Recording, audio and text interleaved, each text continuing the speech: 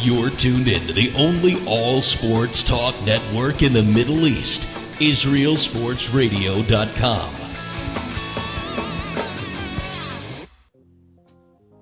From the Israel Sports Radio studios in Jerusalem, Israel, our nation's capital, it's Louis Live. There's host, me, and special in-studio guest co-host, Deep Voice Brian Hoffman. What up, Deep Voice? Hey. It's here. It's live. We're here. Deep Voice, you've been waiting a long time to be in the studio. It's been 2 years. Seems like it was just yesterday, Ari. Yeah, it really does. And we'll touch upon later about how your Baltimore teams are in a much better position now than they were 2 years ago. Life in Baltimore is pretty good, sports-wise, I imagine. Oh, absolutely. I mean, fresh off Super Bowl 47, I mean, how much better could you get than that? Baltimore, of course, winning its second Super Bowl since the team moved to Baltimore in 1996. Of course, originally the Cleveland Browns. 2 Super Bowls in about, how many years is that, 13 years or so? Well, 17 years, but that's still the most in the NFL outside of the New England Patriots. On the line right now to join the fun and the conversation is the author of Modern Day Maccabees, Andy Gershman. Andy, how you doing out there? I'm doing well. Well, so, gentlemen, I'm basically going to be the referee in this little duel between the two of you. So I just want to make an announcement before we begin. I'm basically going to... I don't know. First of all, are you going to explain what the duel is? Well, the duel is between you two guys. You guys have been barking at each other. Well, about all different types of things. So I'll just say, here in the left corner, huge Cowboys and Patriots fan, and he doesn't pull any punches on Facebook, Andy Gershman. I forgot to get the clapping noise. And here in studio, the biggest Ravens fan in the world with his Ravens gear, and he gave me a very nice hat. It's almost as nice as Andy's Cowboys hat that he gave me, Deep Voice Brian Hoffman. So, gentlemen, here, Deep Voice, you start. H before beauty, giddy up. Mr. Gershman, how are we? Doing well. Oh, yeah. All right, come on. Say what you were mad at him. Say something. Talk about Aaron Hernandez. Go, Deep Voice. Well, what were you telling me the other day, Andy, about the similarities and differences between Hernandez there and what you think about my man, Ray Louis?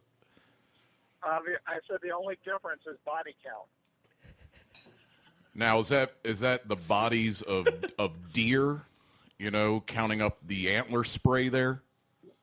No, that's the bodies of dead people that are attached to each person.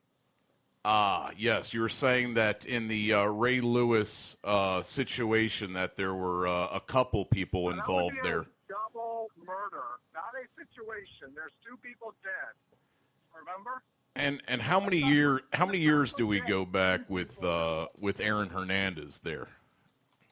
What's that? How many years do we go back with Aaron Hernandez? We're not just talking about. The thing is, what you're mistaking here is that I think Aaron Hernandez is guilty. I own up to that. The Patriots fans, the Patriots organization has washed their hands of Aaron Hernandez. They have thrown him to the justice system.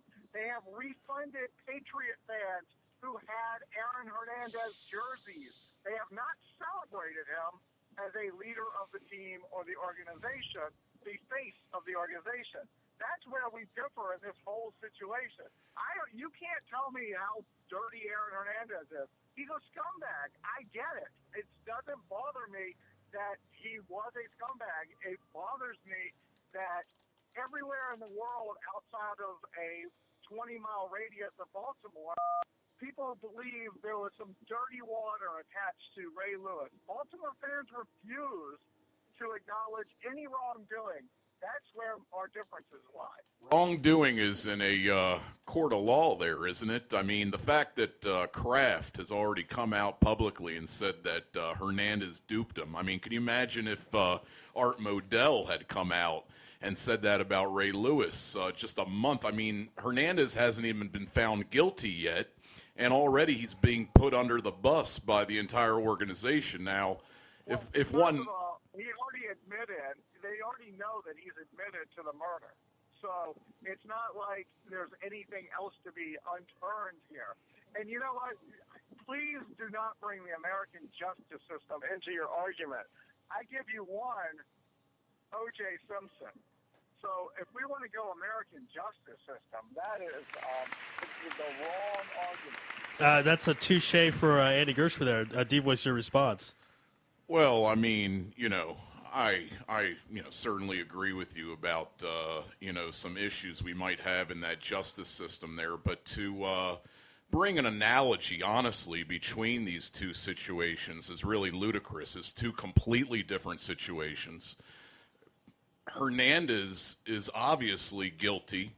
I am not saying I have never been one to, not give credit where it's due as far as the fact that Ray definitely made some bad decisions, certainly. But to just point out Ray Lewis, here's the problem, Andy, is that you point out Ray Lewis, but really, all this gang warfare stuff going on, which really is the similarity between the Ray Lewis situation, the Aaron Hernandez situation, gang warfare situation. It's really unfortunate because we got multimillionaires that are still involved in this thug lifestyle. But really, there's no analogy in my mind here. All right, let me just jump in real quick. I think the main difference in the issue is, Andy, you're saying Ray Lewis is 100% guilty, and Deep Voice, you're saying there's a chance he's not guilty with Ray Lewis, correct? Is that our main difference? No, I do not say that at all. I do not say Ray Lewis is 100% guilty. I say answer the real questions out there and don't act like you're completely clean. I mean, the suit, please, Brian, you cannot discredit that argument of where is the suit from the night of the murder. I mean, it's there's certain things that happened that night that he was certainly involved in. Did he pull the trigger? Who the heck knows? Or stab, whatever it was. Who the heck knows? But, the problem I've always had is that he is completely celebrated by the Ravens organization. And what player? No accountability at all for his actions. And any high-profile person, I don't care how famous, rich, whatever, ask Kobe Bryant, ask them all, can get a lawyer and get off. Well, there you go. Kobe Bryant, Michael Vick. I mean, every major sports team. Michael Vick served time. Don't throw Michael Vick into it. But here's the point I heard your argument before about Dante Stallworth. Yeah, Dante Stallworth was offered a plea bargain to get out of jail, to do no time. Dante Stallworth said no, that he did not want to bring the person on trial, basically, is what would happen, not Dante Stallworth, the person that was killed, and that he would not put the family through that and serve the year. So, don't bring up guys that serve time. Ray, what did he get? A misdemeanor obstruction charge. I mean, really? Well, that's similar to what Aaron Hernandez is going to get, Andy. You know that this is going to end up being a few counts of a manslaughter or something. He's probably going to look at a couple of years in jail. Is that really fair?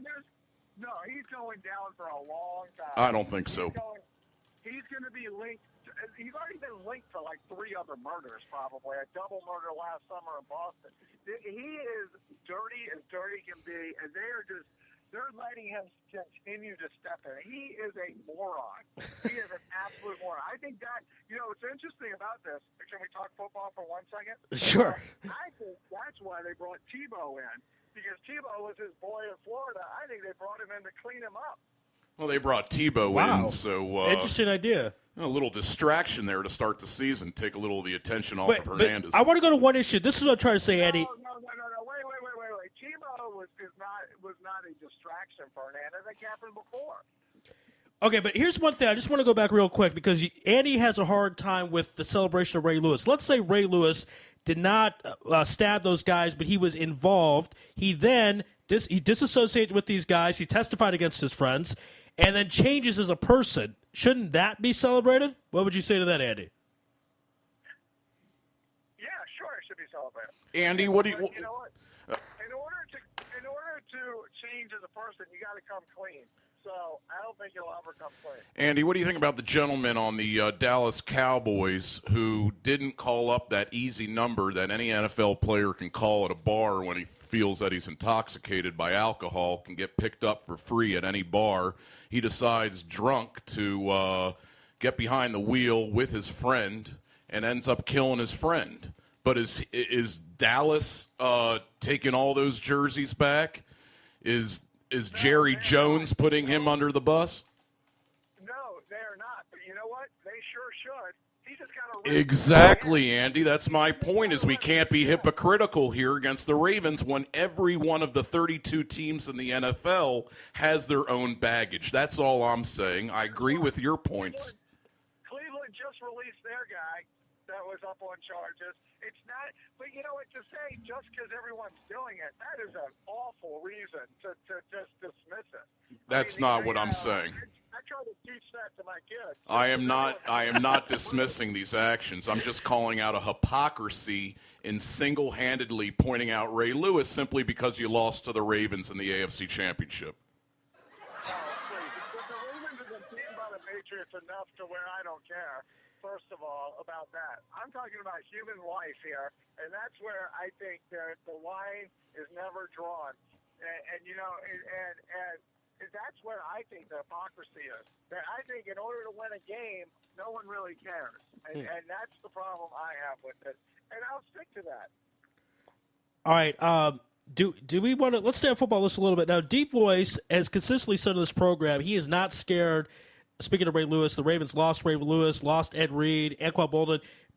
Deep Voice is not scared of that. Andy, do you think he should be scared of that? Or would you be worried as a Ravens fan, if you were one, that they wouldn't make the postseason next year?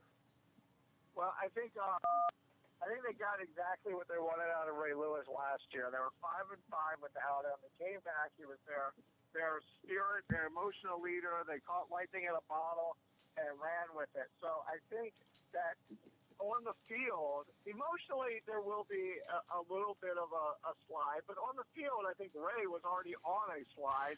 A lot of his tackles and credited tackles were just like third man in, but give it to Ray because he barks the loudest before the game. And I think that like every other team, they'll regroup and they'll be fine. For the rest of the league, I think the Steelers will have a off to horrible year, personally. And I think the Bengals are the most interesting other team in the division for the Ravens. But the Ravens are certainly going to be in the playoffs. Yeah, I mean, I agree with you, Andy. I mean, one of the reasons, aside from the fact that our defense going into this season, I believe, is underrated. It's been overshadowed by the losses of our declining veterans, Ray Lewis and Ed Reed, leaving the team, losing Anquan Bolden. But by losing an Anquan Bolden, you pick up an Elvis Dumervil, possibly leaving us with one of the best potential pass rushes in the league, something you really want these days in what they're making a pansy league in which the quarterback is going to really rule. And one of the ways to beat that, have Terrell Suggs coming from one side and Elvis Dumervil coming from the other. Exactly. No, I think they'll be fine. Let me ask you this. Honest, take off your purple glasses for 1 second. What do you think, honestly, of the Flacco contract? Well, first of all, I know you guys have talked about me drinking purple Kool-Aid, and I'll admit I do sometimes. Even I'm drinking some orange Kool-Aid right now with the Orioles. But, Ari, you can back me up here. He still drinks the Kool-Aid of a third-place team. Oh, yeah. Well, I mean, Ari can back me up, and he said on the air during previous times that I do speak it how it is. When the you thought, didn't you say during the season there was some point you predicted the Ravens weren't going to make the postseason or something? That's right. And as the playoffs started, I was not extremely confident against Indianapolis to begin with at home until Ray Lewis made that retirement announcement. I think that put a lot of juice into the team going into that game. But if you remember me saying, guys, or just regular juice? What kind of juice was it? Well, again, it's more of a spray from, but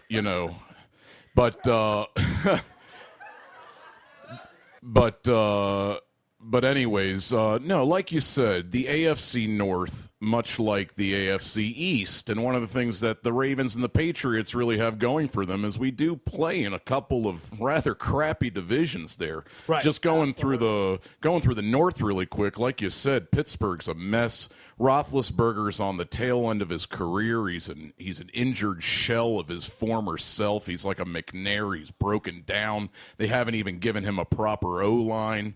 That the defense is aging. They could surprise. Cleveland and Cincinnati, to me, they just shoot themselves in the foot every season. Every season. Cincinnati is right now, to me, like a potential wild card. They could even win the division, but they haven't won a playoff game in over a decade. There are teams that are pretenders, and there are teams that are the teams that go deep.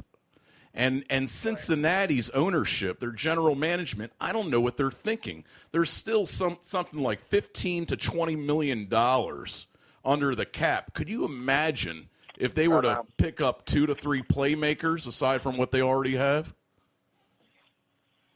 I know. I don't get it. You know, they look like a team that's on the cusp of doing great things, but you know, we've all seen it before. I mean, hey, we're Wizards fans. The Wizards, baby. All right. But you basically, Deep Voice, you were saying you're scared a little bit of the Broncos still, right? Well, I mean, you have to be. Yeah, Peyton Manning. I mean, you give Peyton an extra weapon. But they're going to choke in the playoffs again. I'm not scared of them at all. Peyton, that's why we love Peyton. Peyton is the A-Rod of the NFL, except he doesn't cheat. But he's great in the regular season. 4 MVPs. Could have won a fifth had a guy not run for 2,000 yards. But in the postseason, it's below 500. So I don't understand, as a Patriots fan or as a Baltimore Ravens fan, why you'd be scared of the Broncos in the playoffs. I don't get that at all. I'm not. I really see the AFC as... In the regular season, I understand being scared of them, definitely. But not in the postseason. Right. So I don't know. You know, I think everyone. I know this. Can I throw a good sports cliche? Everyone's a loser till they're a winner. You know, it was like, so you know, who knows anymore? I think this is exactly what Goodell wants. He wants a league where no one's dominant, everyone's kind of there. There could be one of 4 or 5 teams. No one would be surprised.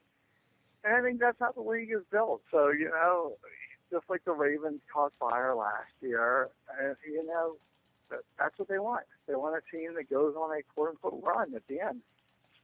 now, you know, Andy, you asked Deep Voice about the Joe Flacco contract. Deep Voice, ask Andy about the Tony Romo contract.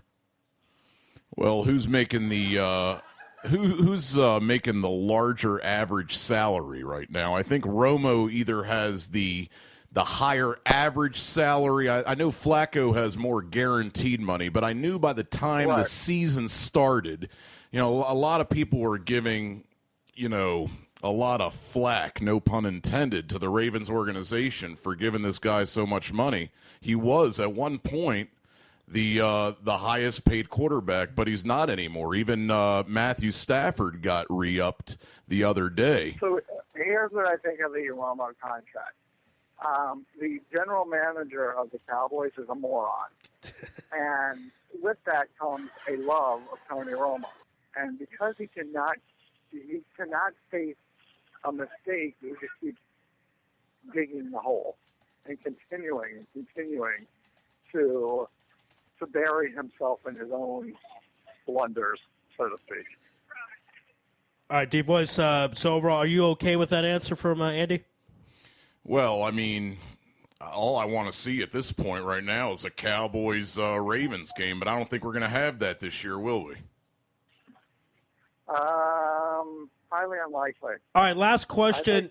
Well, go ahead. Sorry, go ahead. Well, I was going to say, last question. Of course, next year, the Super Bowl, for some dumb reason, is going to be in New York City. I think this is a really stupid move. I don't like it at all. But maybe you guys like it. I don't know how that plays into whole, you know, if the Ravens get back to the Super Bowl, it's easier to travel. I don't know if that matters to you or not. The Patriots, you know, if they travel, it's a little quicker. I don't know. But go ahead first, Andy, your thoughts on next year's Super Bowl. Super Bowl 48 being in New York City.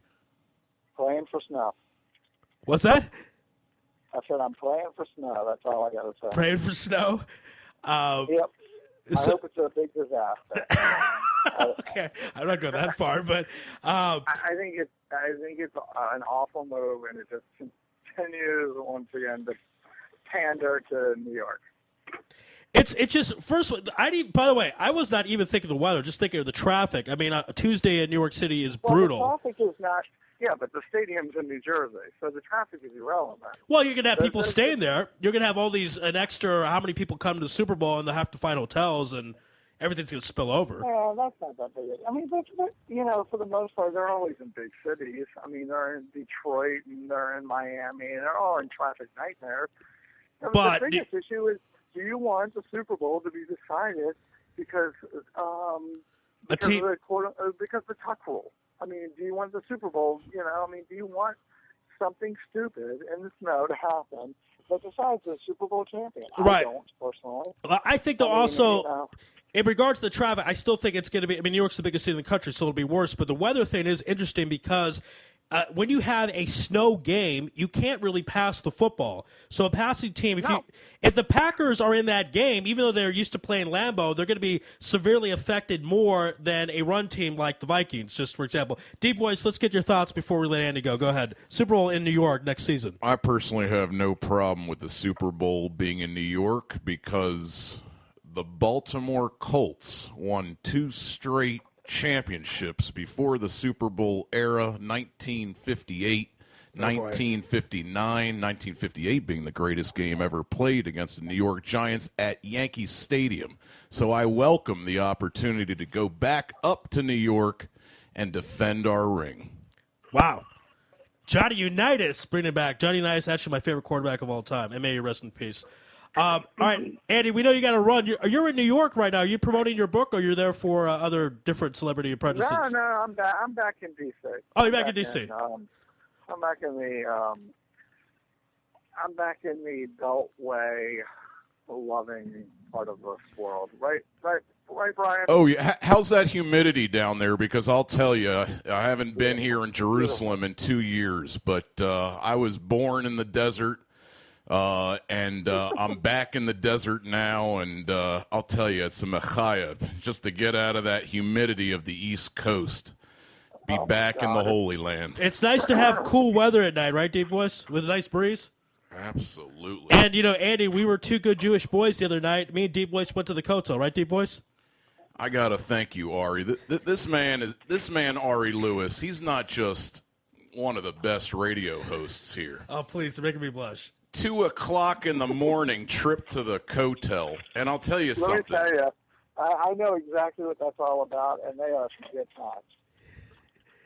Wait, Ari and I have diving for Yuri Foreman at 3:00 in the morning. Oh, that's right. We did that. We did that 3 years ago. That's right. That's right. At Yankee Stadium. You know what? I want to say. I think our davening did work because if we didn't do it, he would have got knocked out in the second round instead of the 8th. So that's what I say about that. All right, on that note, by the way, everyone can check out Andy's book, Modern Day Maccabees, on Amazon.com and Kindle. And so check that out. Can I ask one last question? Yeah, sure. Was it Brian that was with you when you guys got thrown out of the restaurant? Thrown out of the restaurant? Oh, yeah, right, on Facebook, yeah. Well, we weren't thrown out. He was, this little gentleman was saying it was time to go, and instead of saying please, he was like, you must go, get out to it, go, Nice. Yeah, it was a nice touch, and we'll see how he likes that when he burns in hell. But but that was me and Andy, me and Deep Voice chilling, eating some pizza, and Deep Voice picked up the tab, and you probably can figure that out because I'm a cheap, you know what. But anyway, all right, Andy. Deep Voice, is water going up? Well, Andy, I can definitely tell you this for a fact. We're not going to hurry you out of Dougie's. Oh, that's for sure. I owe somebody a trip there, and so hopefully I'll be seeing you there in a couple weeks. I think poppers might be more of a performance-enhancing drug than some of the PEDs that they have out there. I agree. I know it enhances my performance. I just am not sure what I'm doing, what I'm performing. So anyway, all right, guys, thanks so much. All right, have a good one, Andy. We'll talk to you later. Thanks, buddy. See you soon. All right, Andy Gershman, the author of Modern Day Maccabees, here on Louis Live and Israel Sports Radio. A few minutes before we go to commercial break, Deep Voice, tell us the difference in Baltimore sports now than 2 years ago when you were in studio with me back in the day. Go ahead. Thanks, Ari. I mean, a couple of years ago, last time I was in Jerusalem, I mean, the Ravens at that point had made the playoffs 2-3 straight years with the core of Flacco, Ray Rice, John Harbaugh in charge of the team, but we weren't quite getting over that hump. That combined with the fact that the Orioles had about 15 straight years of losing baseball. And for the first time in decades, we now have a situation in the city of Baltimore where both the baseball team and the football team are competitive. And it's making for a heck of a summer, Ari, in Baltimore. People are excited. The stadium, everybody knows that Oriole Park at Camden Yards is already one of the most beautiful stadiums in baseball. It's so great that we see a younger generation that got so turned off from baseball, so turned off from the Orioles. Strike, too. And exactly. And I don't see it as a problem, honestly, with the Orioles. I see it as a bigger problem with Major League Baseball and what makes the NFL the most successful sport out of the major four is the economic parity. There is none of that in baseball. The situation is improving a bit. Even as an Oriole fan, and Peter Angelo's our owner, who a lot of people have bashed over the years, he has a sweetheart deal in which, yes, he was mad that a team, that they brought the Montreal Expos down to Washington, D.C., but he actually has a sweetheart deal in which he's getting over 50% of the revenue, of the media revenue, from those Nationals games. So no longer are the Orioles going to be in a situation where they're going to be one of the lower spenders. And I feel good about that, but I also feel bad for the teams that year after year go into the season and don't have a chance to compete with the big boys. I don't think a $200 million payroll is necessarily going to win you a World Series, because people out there, Yankee fans especially, are going to say, oh, look at the Rays. Look at some of these other smaller franchises. And what I say is, look at the Los Angeles Dodgers right now. Look at the Anaheim Angels right now. Terrible starts, but they spent so much money that you can have a couple big injuries and you can still, at the very least, not win a championship, but at the very least have your city involved deep into the summer in a playoff competition. Watch out for the Angels and the Dodgers. They started out bad, but it doesn't matter. Economic disparity, even though I'm not going to take anything away from this Yossi Puig. I mean, he's great. He's awesome. And I think he should be in the All-Star game. We'll talk about that more on the other side. This is Louis Live on Israel Sports Radio with special in-studio guest co-host, deep voice Brian Hoffman, the voice of Baltimore Sports. We'll take a break on the other side from allnoiseradio.com. Yossi G. This is Louis Live on IsraelSportsRadio.com. You're tuned in to the only all-sports talk network in the Middle East, IsraelSportsRadio.com. Hey folks, Kagan here. As you know, I'm always staying on top of the fitness world, keeping up with current trends. One form of exercise that's been around for ages and is currently being rediscovered is suspension bodyweight training. So if you're looking for a way to get in shape, improve your health, and train your body to move in new ways, then the X1 by Israel Gym Systems is for you. Find out more on our website at www.israelgym.com or look for our page on Facebook, Israel Gym Systems X1. Israel Gym X1. Higia Hazman. You're already using a credit card every day. Why not feel good every time you make a purchase? When using the HAS Advantage Support Israel Visa card, a percentage of each purchase you make will be donated to your choice of 24 Israeli-based charities, while still earning a reward point for every dollar spent. But wait, these rewards are even better than the standard rewards you get, especially when using them towards Israel travel, with the best conversion rate on El Al's Matmeed Frequent Flyer program. Earn double points at some of your favorite supermarkets and restaurants in the U.S., as well as discounts all over Israel. If you love traveling and supporting Israel, HAS Advantage is the card for you. Just give us a call toll-free at 1-866-6-ISRAEL. Sign up right now with the code ISR10 to earn 2,500 bonus points. That's 1-866-647-7235. HAS Advantage. Earn rewards. Support Israel. Offer valid for U.S. citizens only. Terms and conditions do apply. When dialing from within Israel, please dial 1-800-200-818.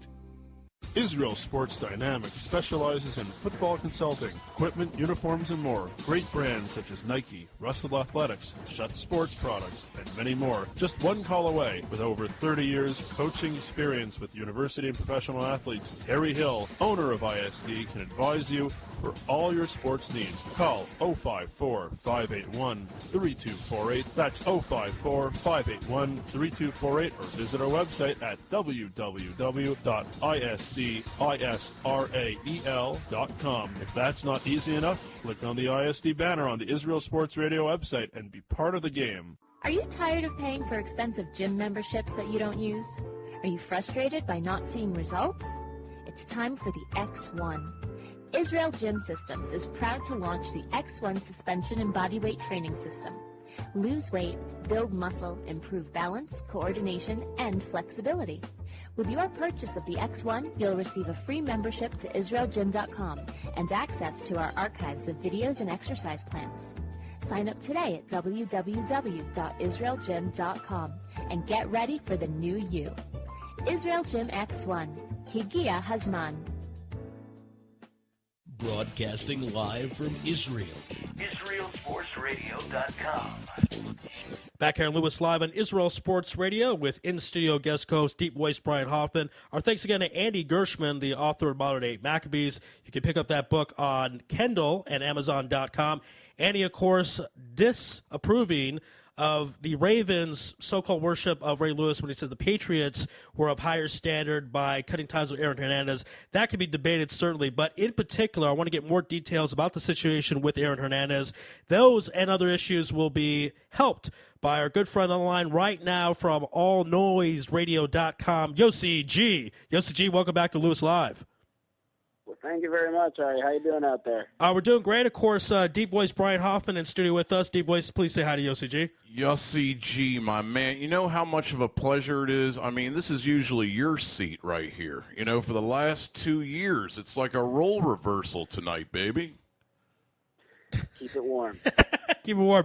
Let's talk about this Aaron Hernandez thing. We talked about it a lot last segment, but this is such a huge story.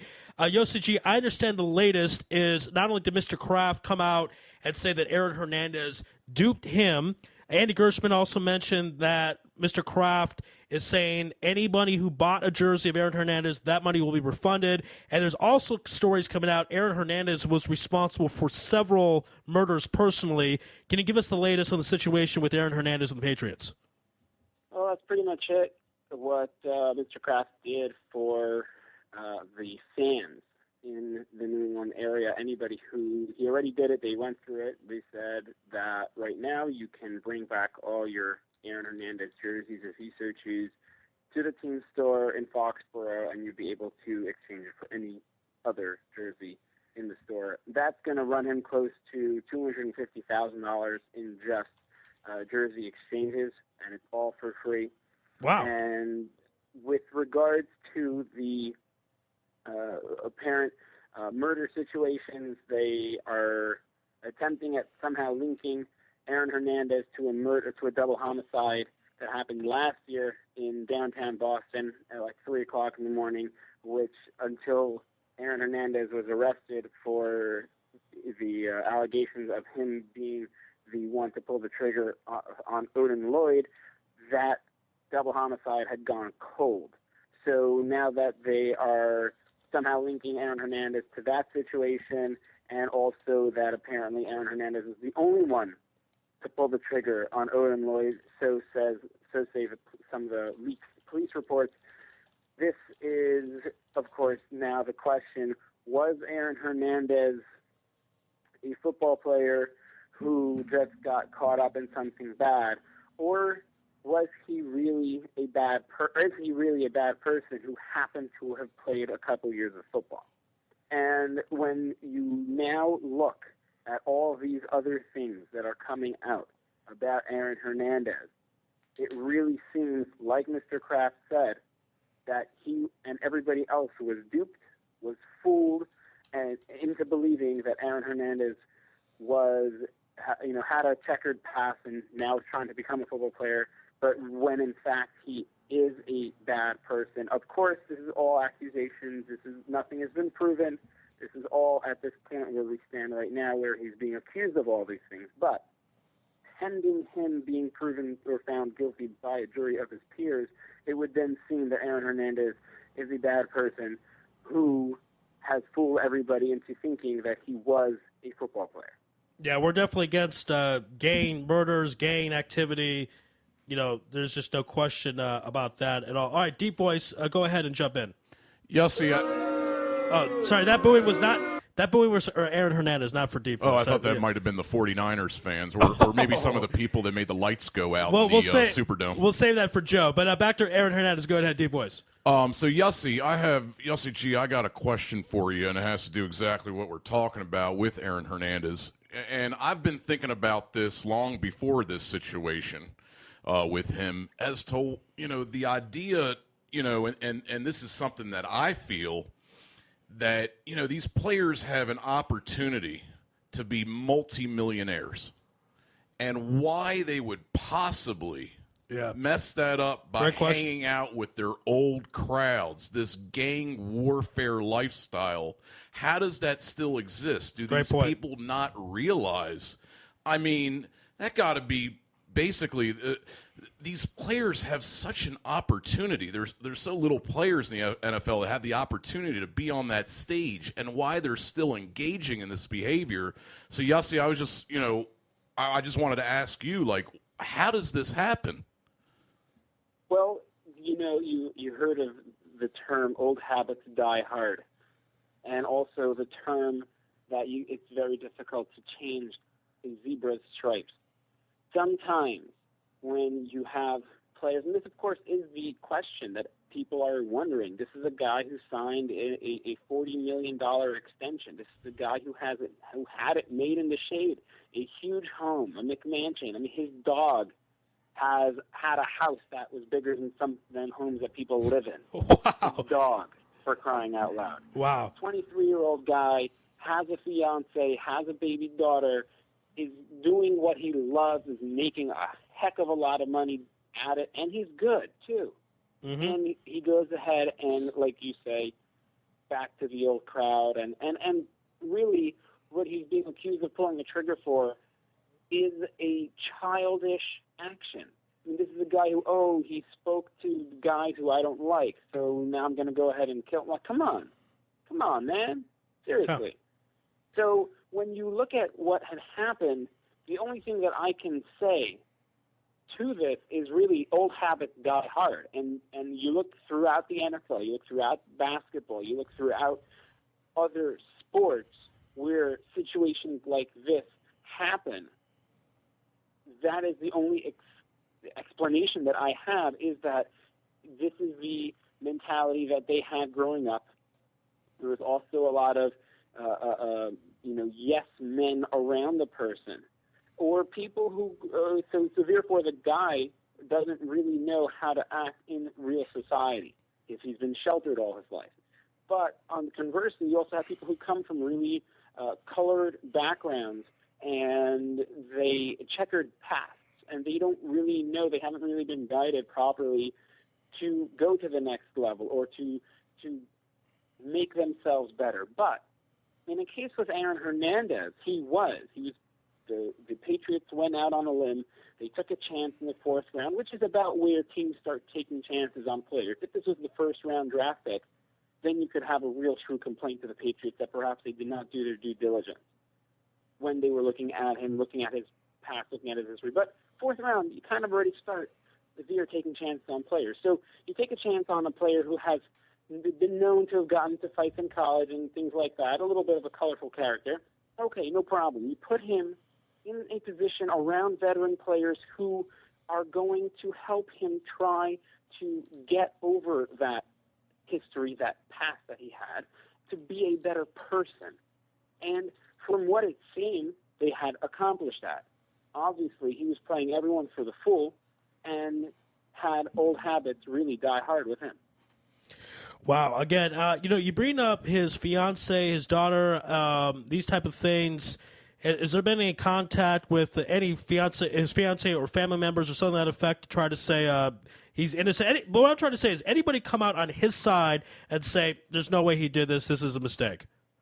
Well, his party hasn't gone along to say that he didn't do. I mean, I haven't seen anything anywhere where anybody on his side representing him said that they got it all wrong.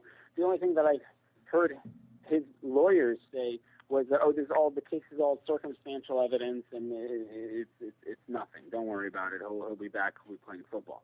But as everything comes out, it's a lot of circumstantial evidence. There are a lot of things that are tying him to being in that place at that time that is making it difficult for people to start to believe otherwise. So it'll be very interesting to see what happens. And of course, it begs the question for some people, is one action, is one pulling of a trigger, is one thing really worth all the other things on the other side of the spectrum? Is it really worth the money? Is it really worth the family? Is it really worth the fame to just pull a trigger once? For Aaron Hernandez, if he's proven guilty, obviously the answer to that is yes.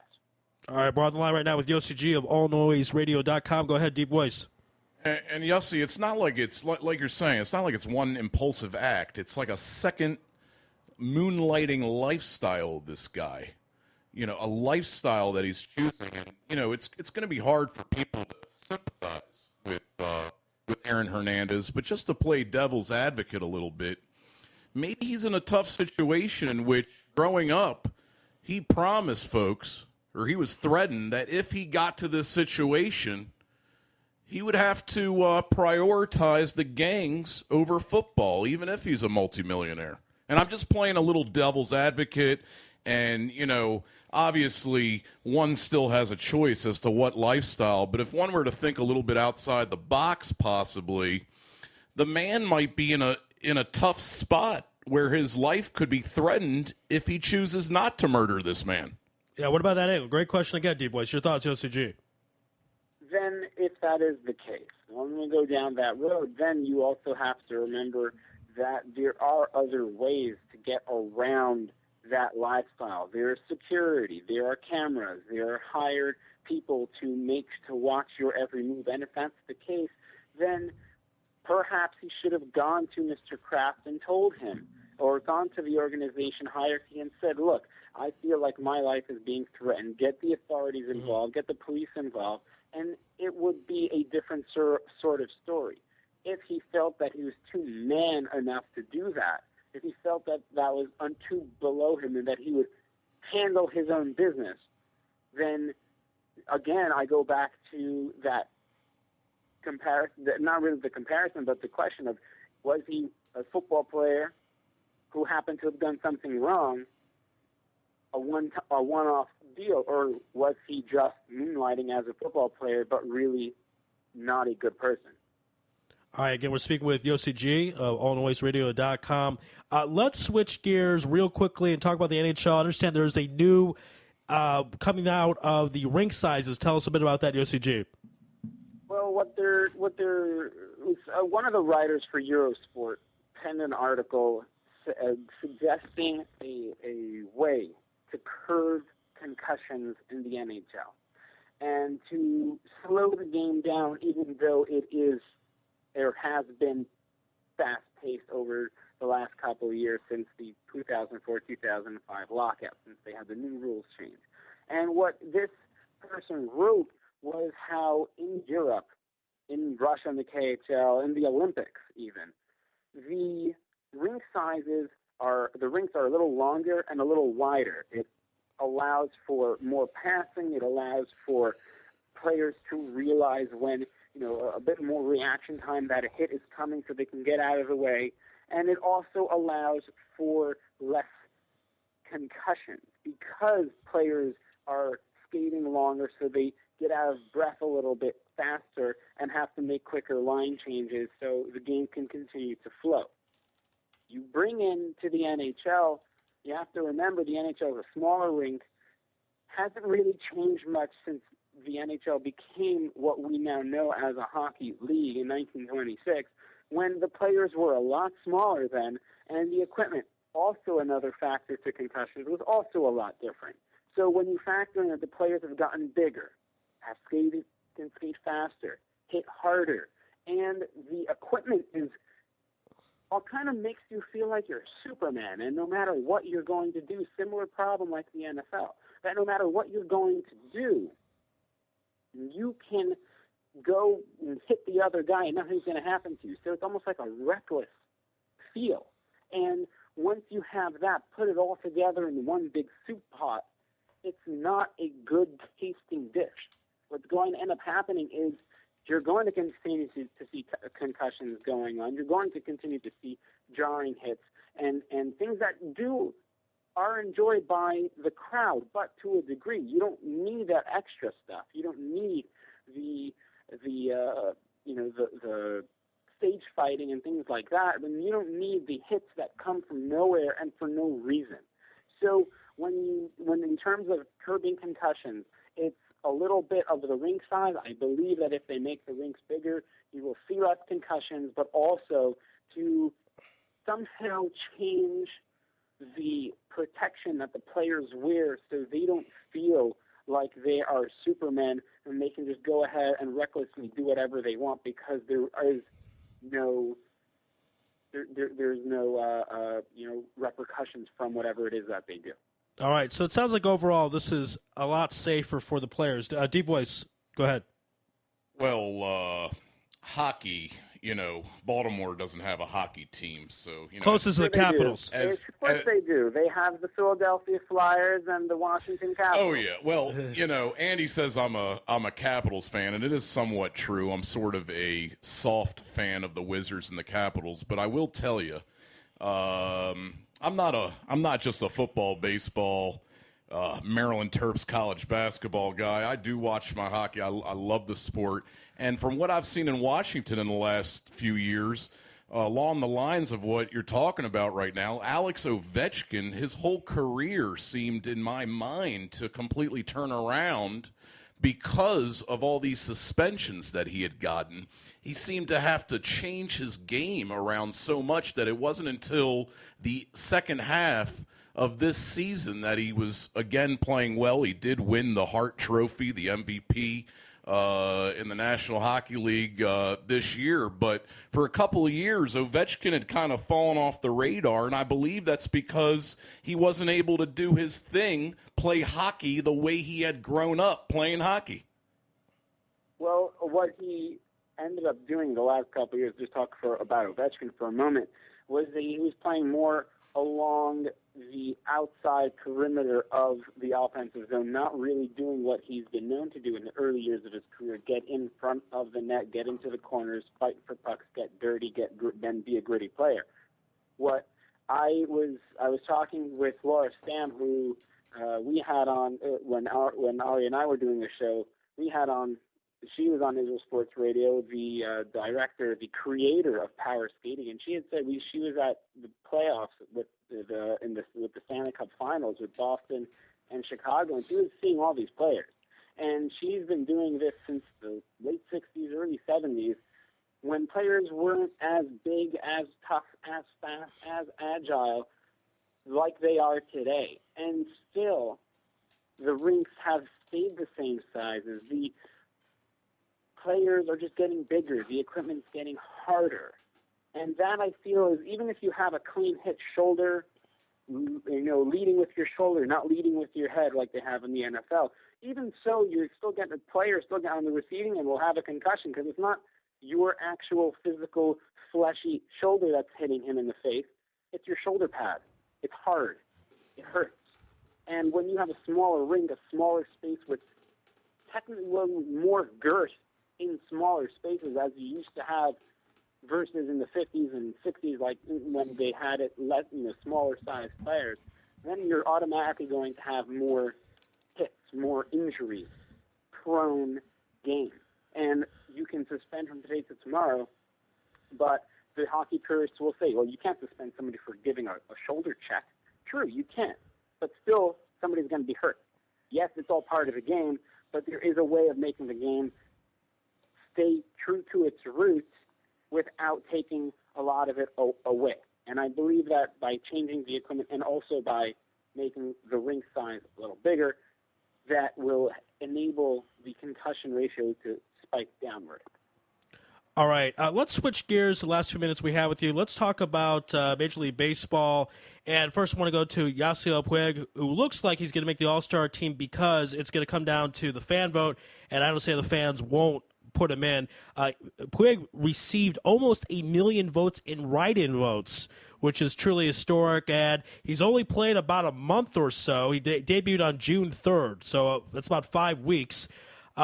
What are your guys' thoughts about a guy playing 5 weeks, making the All-Star game? Deep Voice, your thoughts first. Go ahead. Well, just to play the flip side of the coin real quick, I believe that players will say that just by tradition, even though what Puig is doing right now, in a decent sample size. 8 home runs, batting over 400, 19 RBI in about a month, about 5 weeks. In those 5 weeks, there's only been 2 players since 1950, Puig and DiMaggio, to hit over 400 during that period, not to mention the excitement that he brings to the game, trying to throw out the runner at first, trying to stretch everything into a double. He's a fun guy to watch. However, again, to play the flip side of the coin, tradition in baseball, the players will say that he wasn't on the roster to begin with. It might not be a big enough sample size. And let's also remember, and this is not officially the way it is, but the voting for the All-Star game takes place in the first couple months of the baseball season. I believe the results really reflect a lot of how the players did at the end of last season, as well as how the players are doing now. And you take a guy like Freddie Freeman. I don't know, Ari, if Puig is number 1 or Freeman is number 1 right now. I think that's the guy Puig is going against. But a lot of players will say that Freeman, for the tradition of the game, deserves that spot. Yossi G, your thoughts. Go ahead.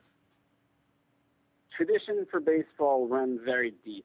And one thing that tradition has to break, or has to be broken in, is how the All-Star game is selected. Now let me explain what I mean.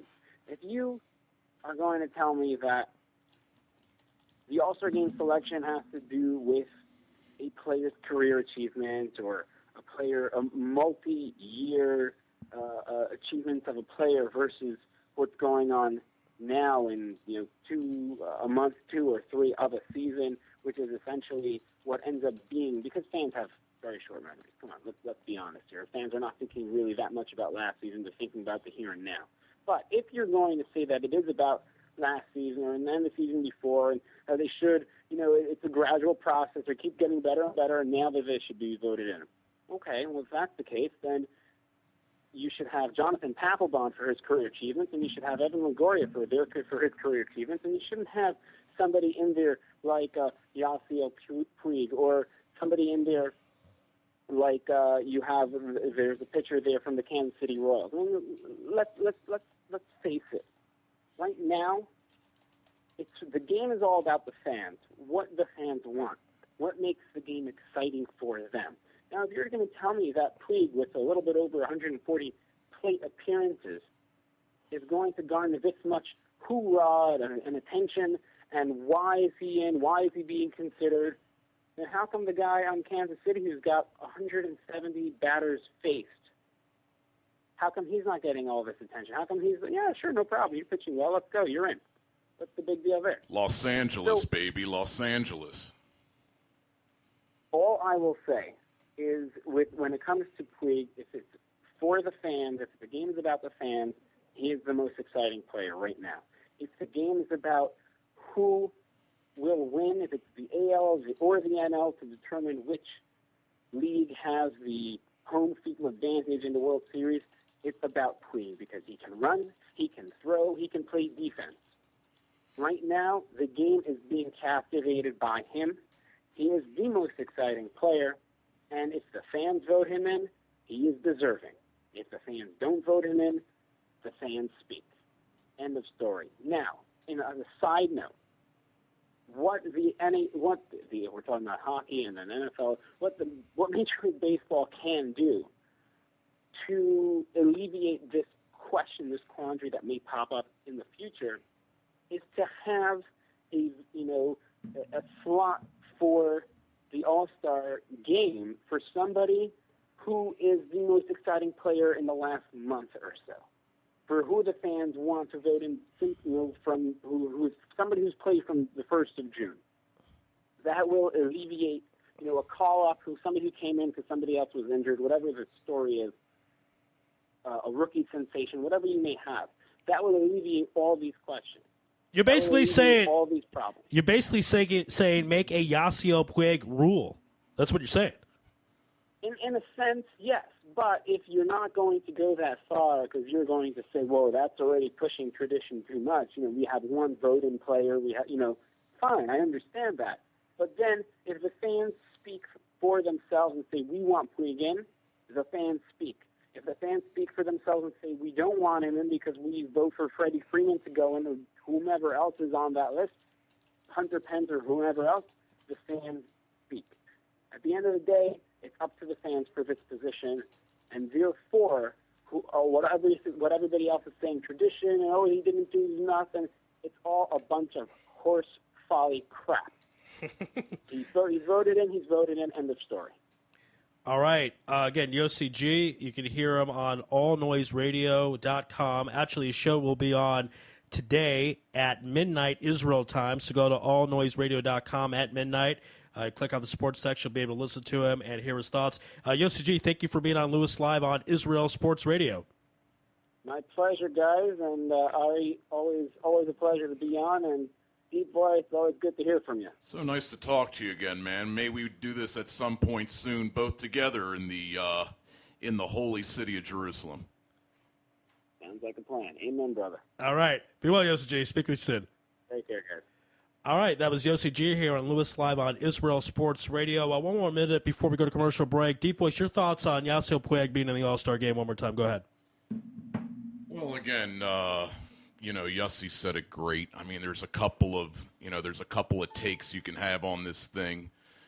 Tradition versus having a guy that's going to bring up the ratings. There's a huge difference between Major League Baseball and the NFL. There's a lot of things that Major League Baseball could be doing that they don't do because of the tradition of the game. It used to be that only 2 teams made the playoffs.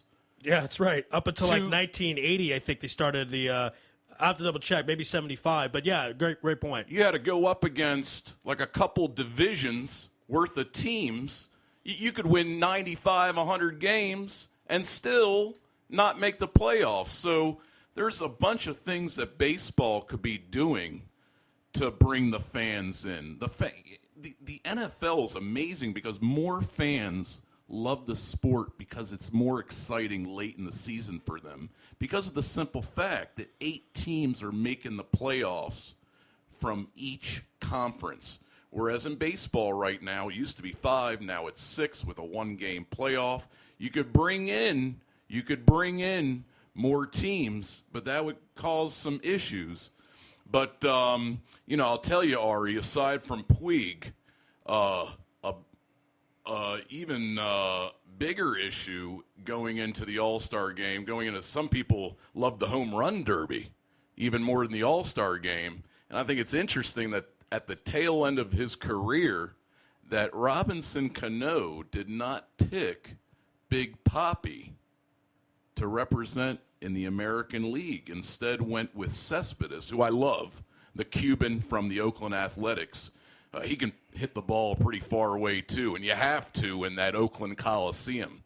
But I bet there are a lot of ticked-off people in Boston right now. I think partly the reason Cano did that is that Yankees-Red Sox rivalry. Just a quick clarification and adjustment of what I said. The ALCS, NLCS began in 1969, but they did not go to a best-of-7 until 1985. Of course, the wild card began in 1995. We're going to take a commercial break. On the other side is Joe Robbins. This is Louis Live on IsraelSportsRadio.com. You're tuned in to the only all-sports talk network in the Middle East, IsraelSportsRadio.com. Hey folks, Kagan here. As you know, I'm always staying on top of the fitness world, keeping up with current trends.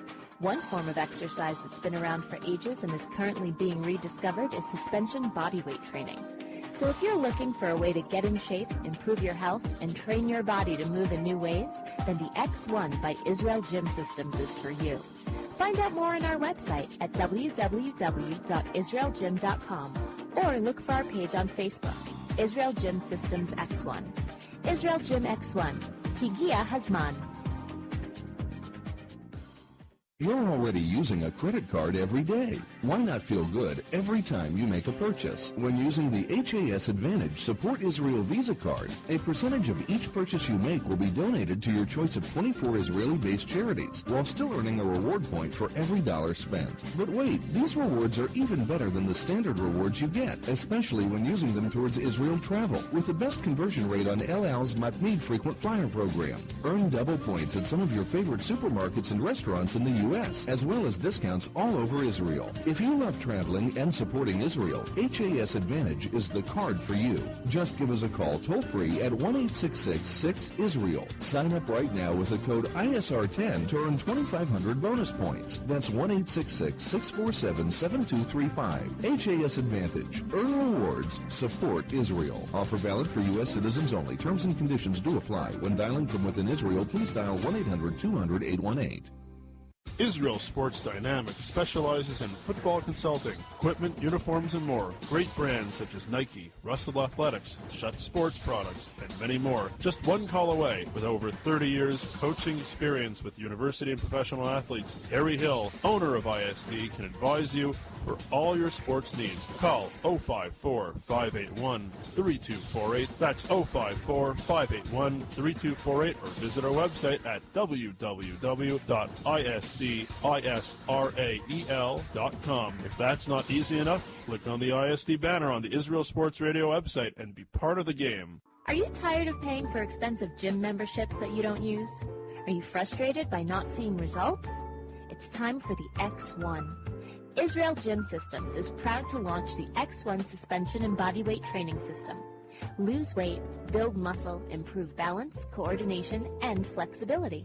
With your purchase of the X1, you'll receive a free membership to IsraelGym.com and access to our archives of videos and exercise plans.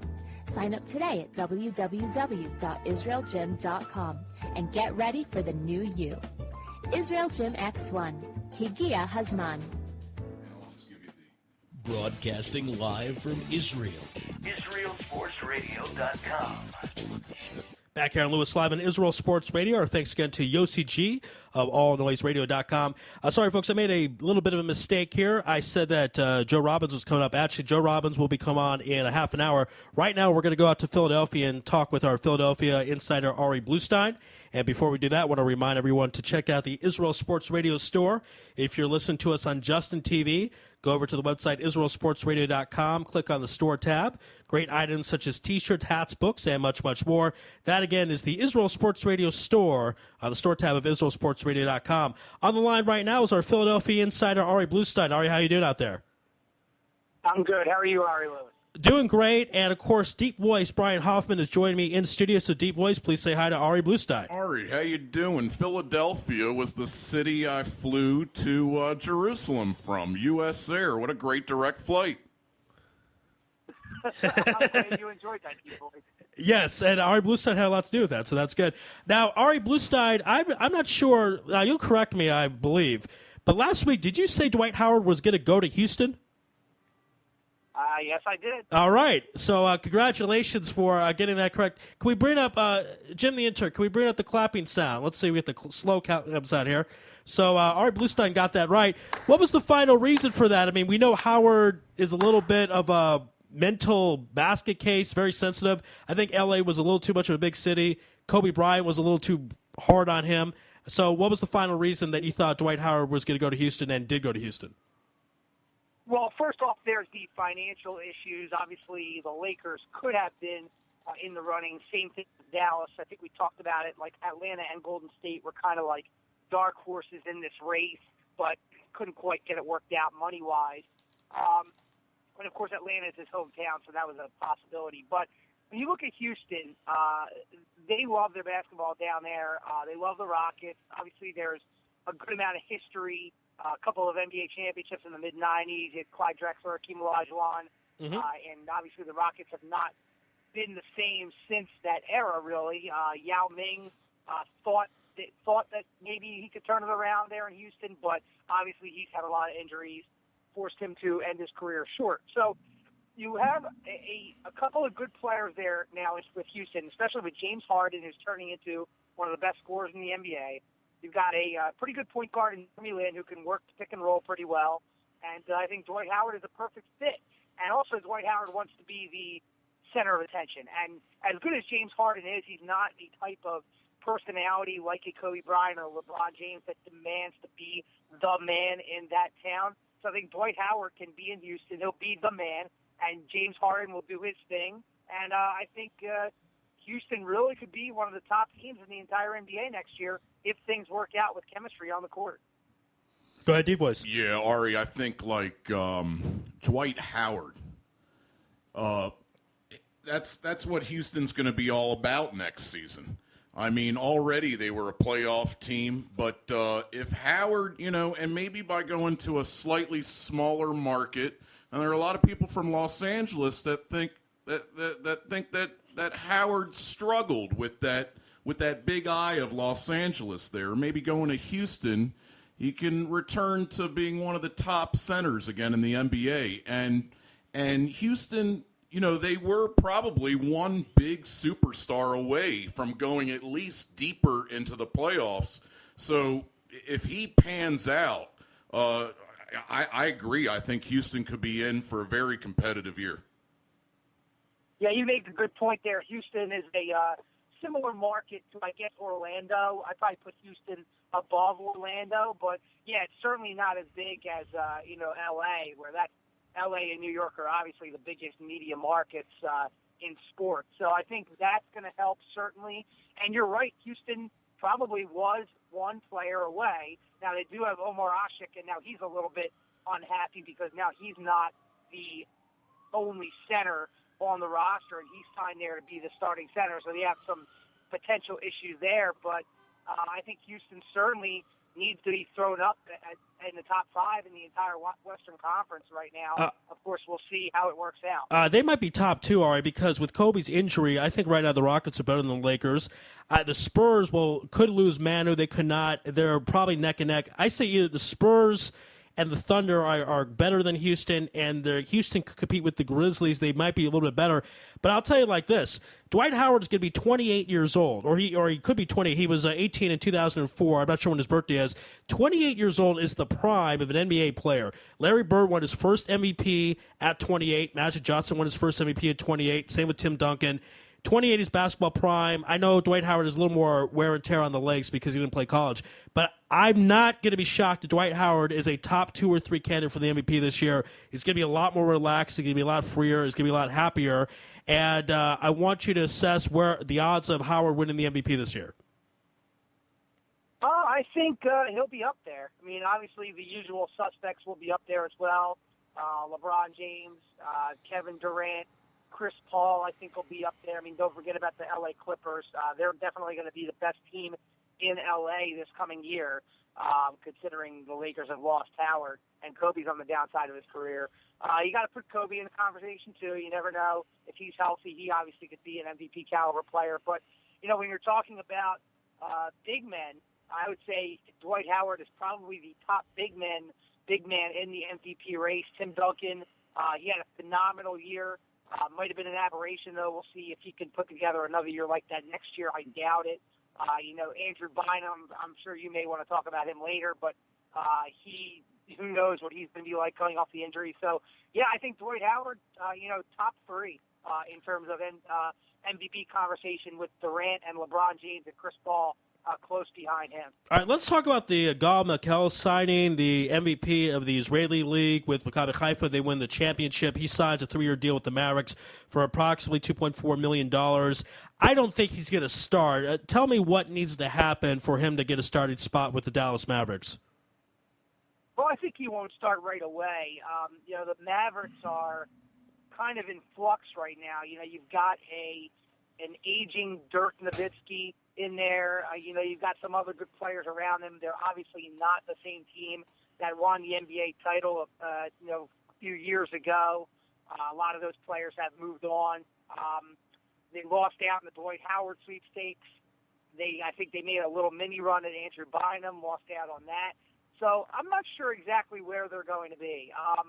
Could he be in the starting lineup potentially? Maybe, but I think it's just great for Israeli basketball to have another Israeli in the NBA to join Caspi over there. I think it's just great for international basketball as well. You can see more and more international players coming over into the NBA and making an impact pretty much since Dirk Nowitzki really was drafted. He was really the first significant guy in this new wave of international players. So, good for him, great for Israeli basketball, and I hope that, it works out for him there in Dallas. Well, I'll tell you, it's great for Israeli basketball if he starts or if he makes a contribution to the Mavericks. Otherwise, I look at it, I know everybody loves Omri. Omri's a bench player, and when you see the best player of Israel go to the NBA and be a bench player, to me it's a little disappointing. But Gal is 25, has some experience, and maybe he could start the Mavericks, do something good this year. That could be certainly good for Israeli basketball. Let's talk about some other free agent moves that could be on the horizon. Howard was the biggest pickup, obviously, but who else is out there that is still in contention that might sign for a team, surprises, etc.? Tell us about the other NBA news out there. Well, you've got Andrew Bynum. I mentioned it a couple of times. He signed a 2-year deal with the Cavaliers. The reports were that it was 2 years, $24.5 million. Whoa. Of course, not all of that is guaranteed. Only $6 million this year is guaranteed. It's a very incentive-laden contract, and also the second year of the contract is a team option. So the Bynum contract is very interesting because you take a look at a Cavaliers team that wants to try and get LeBron next year when James has the early termination option. Right. Who knows what happened with the Heat this year. Obviously, they want to make a run at LeBron James, or if not LeBron, then another big free agent like Dwayne Wade or Chris Bosh, perhaps. So this Bynum contract is a very low-risk contract because they only owe him $6 million potentially if he doesn't play a game like he did for the Sixers this past year. Right. But if he does pan out and he's playing well, you've got Bynum with an all-star point guard in Kyrie Irving, a lot of other good potential young players. It's going to become a very attractive place for LeBron James, and I think Cleveland has really put themselves in a very good position to land LeBron. So I think that free agent signing could become very significant. Another one that kind of jumped out at me was Josh Smith going to the Detroit Pistons. I think the Pistons is a team that we pretty much forgot about since they won that NBA title. They've been slowly on the decline, and guys have been leaving like Rip Hamilton and Tayshaun Prince and players like that. And I think the Pistons are trying to become relevant again by getting a guy like Josh Smith. Another one that I found very interesting, Ari, was the Charlotte Bobcats signing Al Jefferson. Now, Al Jefferson, I thought, is one of the best post players in the entire NBA in terms of being able to score with his back to the basket. And this is a two-part thing. I think Jefferson is, I don't know what his motivation is. Maybe he is just trying to, get a payday and not worry about the competitiveness of his team. But at the same time, the Bobcats, they've been the worst franchise in the NBA since they've been in existence, and they haven't been able to get out of the basement. Maybe this is the start of Charlotte trying to get out of the basement. So those three free agent signings that have happened to me have definitely stood out to me so far, other than Dwight Howard. Ari, speaking of the Charlotte Bobcats there, do you think Michael Jordan may sign himself as a free agent, maybe play for them? Because maybe they could use something. Maybe he goes for a 7th ring and once and for all proves that he is indeed better than LeBron. I love it. I think the chances realistically of that are slim, obviously. Slim to none. But, that's a great point. He might actually be good enough to be the starting 2 guard on that Bobcats team. I mean, they are just pitiful right now. But like I said, with the signing of Jefferson, maybe they're trying to turn things around. I don't think they really helped themselves too much in the draft, drafting Cody Zeller at number 4 when there are a lot of other very talented players left on the board. So I think the Bobcats are going to remain at the bottom of that South Division there in the Eastern Conference. Wasn't there a story not too long ago that Kid Gilchrist actually lost to MJ in a little one-on-one little shuffle there? I actually hadn't heard that, but I wouldn't be surprised. I mean, Kid Gilchrist is a great talent. Maybe Michael Jordan just killed him with jump shots. I don't know. But, I did not hear that story, no. Maybe that's why MJ made the team so bad so that he would have a starting spot to play on the team. I don't know. But in the Hall of Fame speech, he talked about potentially playing in his 50s, and there were a couple articles written about that. That would definitely sell tickets. But my understanding with MJ is that actually he could play pretty good for about 15 minutes a game and could maybe score about 10 points a game still. But yeah, I don't know about that. All right, let's talk also Kobe Bryant. He had an interesting interview where he said he would not take a pay cut, and his contract is very strange. It eats about half of the Lakers' payroll, and we talk about LeBron James being a free agent, Carmelo being a free agent next year. Of course, if LeBron opts out, Lakers might want to go after him, but they're not going to be able to if they're hampered by Kobe's contract. And I have to say, even though he's a Lakers icon, if I'm the Lakers, I'd probably tell him it's time to go. I mean, you cannot pay him $30 million a year anymore at age 35. So what are the realistic chances that the Lakers will say bye-bye to number 24? I don't think it's going to happen this year. But, you bring up the point of LeBron. You have a few of those good free agents coming out in 2014, potentially with the early termination option for LeBron, D-Wade, Chris Bosh, among others, Carmelo Anthony as well. Amari Stoudemire, I think, as well, has that ETO. Maybe next year. Kobe, obviously, is an icon in L.A., brought them a number of championships. He's one of the best players of all time in NBA history. So I think that this year will be the test. We'll see how good he holds up. Obviously, no Dwight Howard. There are still some good players there, like Gasol. I don't know how good the Lakers are going to be. Maybe they're a playoff team, I'm not sure, but there's a lot of teams on the rise in that conference. I don't think they're going to contend. So if that actually goes down where the Lakers do not contend and Kobe has a decent year but not a great year, I think you can definitely see Kobe being released depending on the structure of his contract, which I'm not really that familiar with. He might be released after this season. Ari, Mr. Ari Louis here is from Arizona, we all know. And how much does Nash still have in the tank there? He doesn't have much, I don't think. No, he's on fumes. He was a little injured. He obviously his best years are behind him. He's still a very good distributor, but he's a liability defensively. And we saw him last year where he, was injured, and when he was in the game, he was good but not great. So I would think he doesn't have much left in the tank, just like Kobe Bryant. But yeah, that's why this Lakers team is on the decline, and potentially they could be in the rebuilding process in 2014. I think they got to do what the Celtics are doing. The Celtics are very smart. Brady and Brad Stevens. That trade, Tom Weiss is a big Brad Stevens fan. He's a New York guy, but he likes the Celtics. The Celtics will have 9 first-round picks in the next 5 years. They very well could win a title in the next 5 years, and I think the Lakers have to blow the thing up. They tried this year. It didn't work. Howard didn't want to stick around it, and I think that's it. Kobe Bryant, in the last couple years of his career, I could see him playing in New York. He needs a big city. He likes playing in Madison Square Garden. That could be something very interesting there. Let's switch gears, and we were talking about this in the previous segment. I want to get your thoughts about it. Yasiel Puig is going to most likely be in the All-Star game. It's up to the fan voting, and we were talking about the idea of a guy who's played 5 weeks in the majors. As good as he's been, does he deserve to be in the All-Star game? What are your thoughts, Ari Bluestein?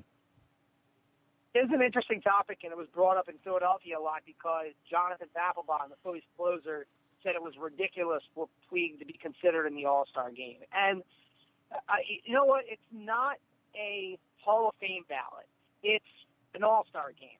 People have been All-Stars who have had great months and then have struggled the rest of their careers. So I think what Puig has been able to do in the short time that he's been up here and the popularity that he has gained, I think he's earned the right to be an All-Star. Now, obviously he wasn't picked right away, so he's in that final vote. Could he be an injury replacement? Yes, that's definitely a likelihood. So given what he's been able to do, I would say he's definitely deserving of an All-Star spot. I think that the fact that he wasn't picked first, I think, was a good thing because it shows that he has to earn it, and maybe he's not like this anointed next stud superstar. He's got to earn it a little bit. But I think he's definitely put up the numbers to put himself in the conversation, and I'd be fine with him being in the All-Star game. All right, now, up to this point, the All-Stars that have been selected, anybody stick out there that you think he shouldn't be there, and some guys out there that maybe didn't make it up to this point that you think were snubbed? Give us your snub list and the guy that you're a little bit surprised made the team.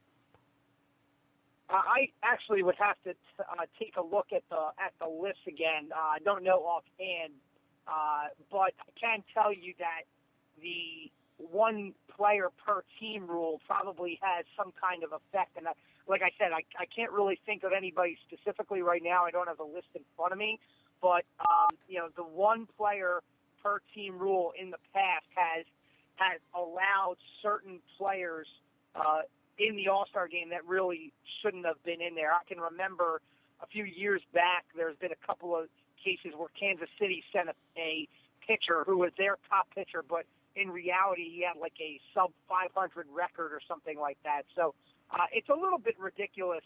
It's an all-star game. It should be the best players. Each team doesn't have to be represented. No other league does that with the Pro Bowl in the NFL, the NBA All-Star game, the NHL All-Star game. If you don't have an all-star that's good enough, then they don't get to go. So I would have to take a look at the list, but I would imagine some of the teams from the lower echelon of the league, like the Marlins, if they have whoever their representative is. Obviously, the Mets, they have Matt Harvey, so he's definitely deserving, but maybe some other teams in there. And I think, you look at the guys who were in the final vote, I think Freddie Freeman is a guy that stands out to me. He's on a first-place team, and he's been probably the best, one of the better overall hitters for the Atlanta Braves so far this year. The Uptons have been good, but their averages are down. So I would say Freeman probably is a snub to me, although last time I checked, he was leading that last vote count. But like I said, I don't have the rosters in front of me, so I can't give you an exact answer. But that one player per team rule really gets to me. It is absolutely ludicrous to me, Ari, what's going on with this one player from each team representation. I mean, do we even know who the starting catcher is for the Houston Astros? Because whoever he is, even though the Baltimore Orioles have pretty good representation with 4 All-Stars going to the game, Matt Wieters, to me, he's an All-Star last year. He should be a shoo-in as an All-Star this year. I feel like, we're all on the same page here where some of these bad teams, their top player is going in the way of no doubt or better players from teams that are actually legitimate. And Matt Wieters is arguably the best defensive catcher in baseball. And at the end of the season, he usually finishes up with 80 to 100 RBIs and over 20 home runs. I still don't even know what the name of the catcher is from the Houston Astros. I'm sorry. Yeah, I don't know either, but that is pretty much what I was getting at, where you have this concept of, these bad teams get an all-star when, like a guy like Wieters, that's a great point. I mean, Wieters is one of the best catchers in the league. He should be at the all-star game.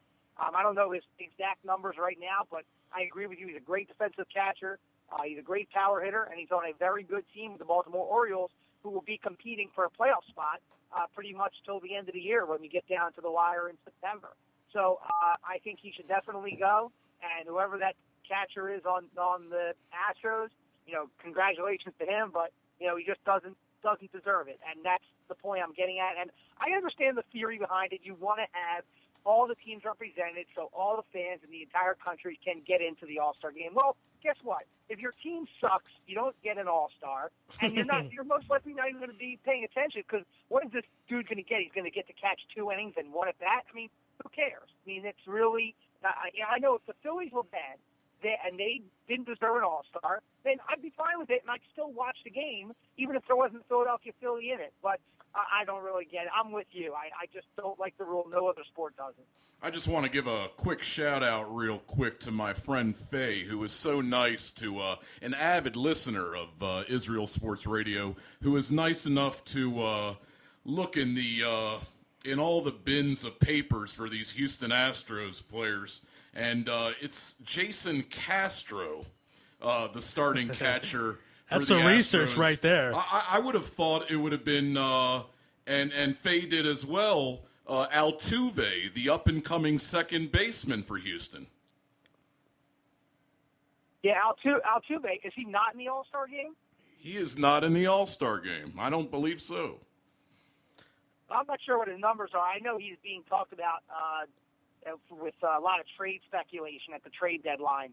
He's a very good player, but I mean, maybe his numbers just didn't garner an All-Star selection, or they may have been too many infielders that were selected ahead of him, and baseball just decided to go with the catcher, Castro, because that was a weaker position they determined. I don't know. All right, Ari, we got to run. But again, thank you for being on Louis Live and Israel Sports Radio. Everybody can check out Ari Bluestein through his high school sports network. Ari, tell us a bit about that. Yeah, the Sports Fan Base Network. We cover Philadelphia area high school sports. Obviously, it's the summer, school's out, but we'll be back in action at the end of August. You can check out any past broadcasts that we have. Our website is thesfbn.com. That's sportsfanbasenetwork.com. All right, good stuff, Ari, as always. Our Philadelphia insider, Ari Bluestein on Louis Live on Israel Sports Radio. Enjoy, Ari. We will be in touch. Thank you so much. Thanks for having me on, Ari. I appreciate it. All right. Ari Bluestein here on Louis Live on Israel Sports Radio. We're going to take a commercial break. Actually, we're not going to take a commercial break because this is my station, so we're going to play a song that I wanted to play last segment, but I'm going to play it now. It's Randy Moss's One Clap. It's one of the funniest things I've ever seen on YouTube. D-Boys, you ever seen this? Oh, I thought we were going to do the Baltimore Ravens fight song. Baltimore Ravens, let's go and put that ball across the line. Come on. Right? Well, how about we do that after Joe's segment? We'll play that. Absolutely. But in honor of Aaron Hernandez being a killer, we're going to play his wait a minute. Did Randy Moss and Aaron Hernandez ever play together? They just missed each other. What a shame. He could have killed Randy Moss. That might have been kind of helpful. Anyway, here's Randy Moss, One Clap by DJ Steve Porter. And on the other side, we'll have on Joe Robbins. This is Louis Live on IsraelSportsRadio.com. The Minnesota Vikings have selected Randy Moss. But before I get the questions, man, I'd like to say something. Everybody, one clap. Pull your 84 jerseys out. I'm back home. Pull your 84 jerseys out. This is going to be a fun ride. This is going to be a fun ride. Everybody, one clap. I'm going to play when I want to play, do what I want to do. I'm going to say what I want to say. Did I say anything stupid today? My role is to take the ball deep, take the top off the defense. Take the ball deep, take the top off the defense. If I can't get to it, nobody can get to it. I don't shine shoes, I don't tape ankles, I don't cut checks. Great cash, homie. I don't shine shoes, I don't tape ankles, I don't cut checks. Great cash, homie. Everybody, one clap, one clap, one clap, one clap. Pull your 84 jerseys out. I'm back home. Pull your 84 jerseys out. I'm here to play. You can print it. I don't care how you put it on your ink. Everybody, one clap. I'm going to play when I want to play. I'm going to say what I want to say. what I want to do. Next question, next question, next question, next question, next question. You're looking at this opportunity to revitalize your career. I don't need to revitalize nothing. Everybody know who I am. This probably will be my last year here as a Patriot. You guys tell the people, Moss this, Moss that, Moss this, Moss that, Moss this, Moss that. Are you gonna come out today, Moss? This, Moss that, Moss this, Moss that, Moss this, Moss that, Moss this, Moss that. Pull your 84 jerseys out. I'm back home. Pull your 84 jerseys out. This is gonna be a fun ride. This is gonna be a fun ride. Everybody, one clap. I'm gonna play when I wanna play. I'm gonna say what I wanna say. Do what I wanna do. What I want to do. You know, I am human. I do have emotions like everybody else.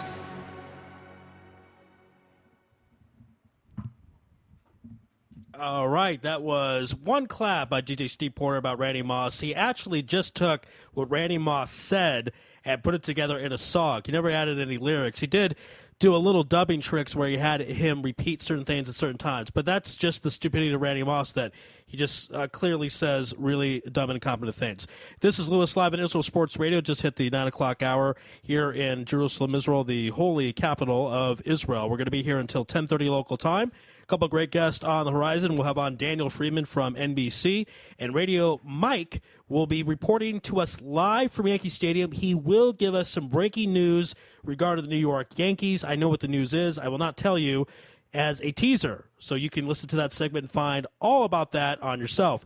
But on the line right now from OMG Poetry is a 49ers fan, which Deep Voice may have something to say about, Joe Robbins. Joe, welcome back to Louis Live on Israel Sports Radio. Thanks, Ari. Great to be back. Well, I hope so. I hope it's great to be back because we're about to put you in the pressure cooker. I have someone here in the studio who wants to talk to you. You have anything to say at all, my guest co-host? Well, I mean, just, along the lines of Randy Moss there, I thought it was interesting during the media day. I don't know what your take on this. Joe, how you doing, by the way? It's such a pleasure. I mean, this is your seat. I'm in Jerusalem right now. This is so exciting, man. I'm just here for a week and a half, but this is great. It's good to speak to you, Deep Voice. Always a pleasure. Absolutely, man. Randy Moss, media day. He was saying that he was the best wide receiver of all time in San Francisco. Of all time. He said all time. San Francisco. No, he said all time. Of course, I was thinking of Jerry Rice. So, San Francisco. It was more galling as a 49er. He said, I'm the greatest of all time when Jerry Rice played for the 49ers. So did you want to get Joe's thoughts on that, Deep Voice? Is that what you're trying to say? Oh, yeah. Joe, your thoughts on Randy Moss being the greatest? Yeah, I mean, I think it's pretty ridiculous. Randy Moss, no question, first ballot Hall of Famer, maybe the greatest athlete ever to play the game and one of the best receivers. But when people talk about the greatest NFL player of all time, Jerry Rice is on a short list for the greatest player in history. Most people have him top 3. So for Randy Moss to say he's the greatest receiver, better than Jerry Rice, who might have been the greatest player ever, was ridiculous. I'm not sure exactly what Moss was He's just trying to get thinking. attention. Yeah. Yeah, I mean, I think it was probably a media day. Everyone was looking at him. He wanted to restore his legacy. He definitely had a bounce-back year with the 49ers, and hopefully he was and I think he was thinking that hopefully they would win the Super Bowl, and that would help cement his legacy even more. But, yeah, what Jerry Rice did individually and also as part of the dynasties he was involved in, both with Joe Montana and Steve Young, and helping create them. Not only is Moss not the greatest ever, he's not the greatest in 49ers history. Randy Moss, I think without question, had more talent than Jerry Rice. Jerry Rice was not the most talented, but his work ethic was sick. It was insane. He did whatever it took to get the job done, didn't cause any off-field problems. Randy Moss could jump higher than Jerry Rice. He could run faster. He was stronger, but he's no Jerry Rice. Deep Voice, we've talked about the concept when you have two teams go to the Super Bowl, who's more likely to go back to the postseason, and make your case for the Ravens, because Joe Robbins might feel like, hey, we got Anquan Boldin, and we didn't really lose anybody. My team's more likely to come back. So go ahead, Deep Voice, make your argument the Ravens are more likely to go back to the Super Bowl next year in New York. Well, I'm gonna start out by saying, guys, Joe and Ari almost flip that question on the other side and say, why is San Francisco to Vegas and most football experts in a better prime situation to get back to the Super Bowl than the Ravens are? Joe, I'm going to ask you, because I see so much hype, not just with the 49ers. At the end of last season, all these new quarterbacks, these rookie quarterbacks, Kaepernick, Russell Wilson, RG3, all these guys in the pistol offense with the option read.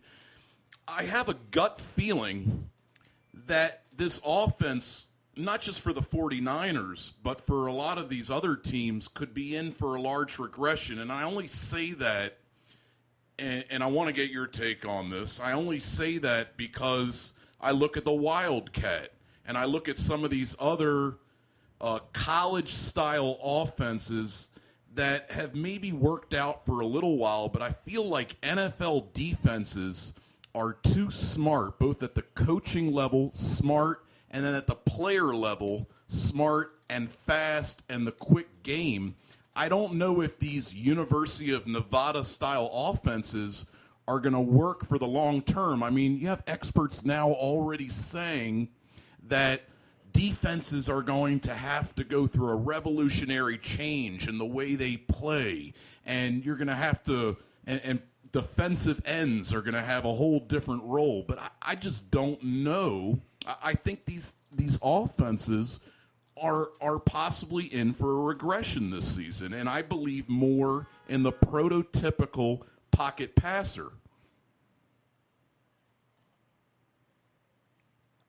Yeah, I think I definitely hear that point, and I think that it's probably true that the NFL is going to adjust to it. I think the difference with regards to Kaepernick and Wilson specifically, Kaepernick has one of the strongest arms in the league. His passes have actually been measured at 70 miles an hour, well over the league average, and the fastest recorded time in the NFL last year.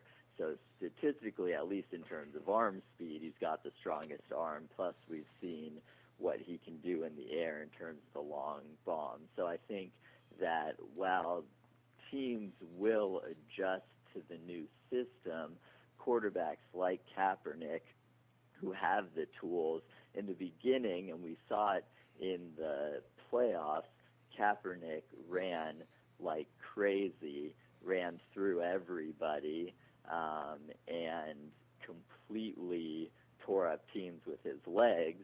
Then in the Atlanta game, he had to switch to his arm because Atlanta was ready for the legs, and he had a stellar performance where he only attempted 2 rushes, I believe, and the rest of the time just used his mobility to evade defenders in order to position himself better for throws.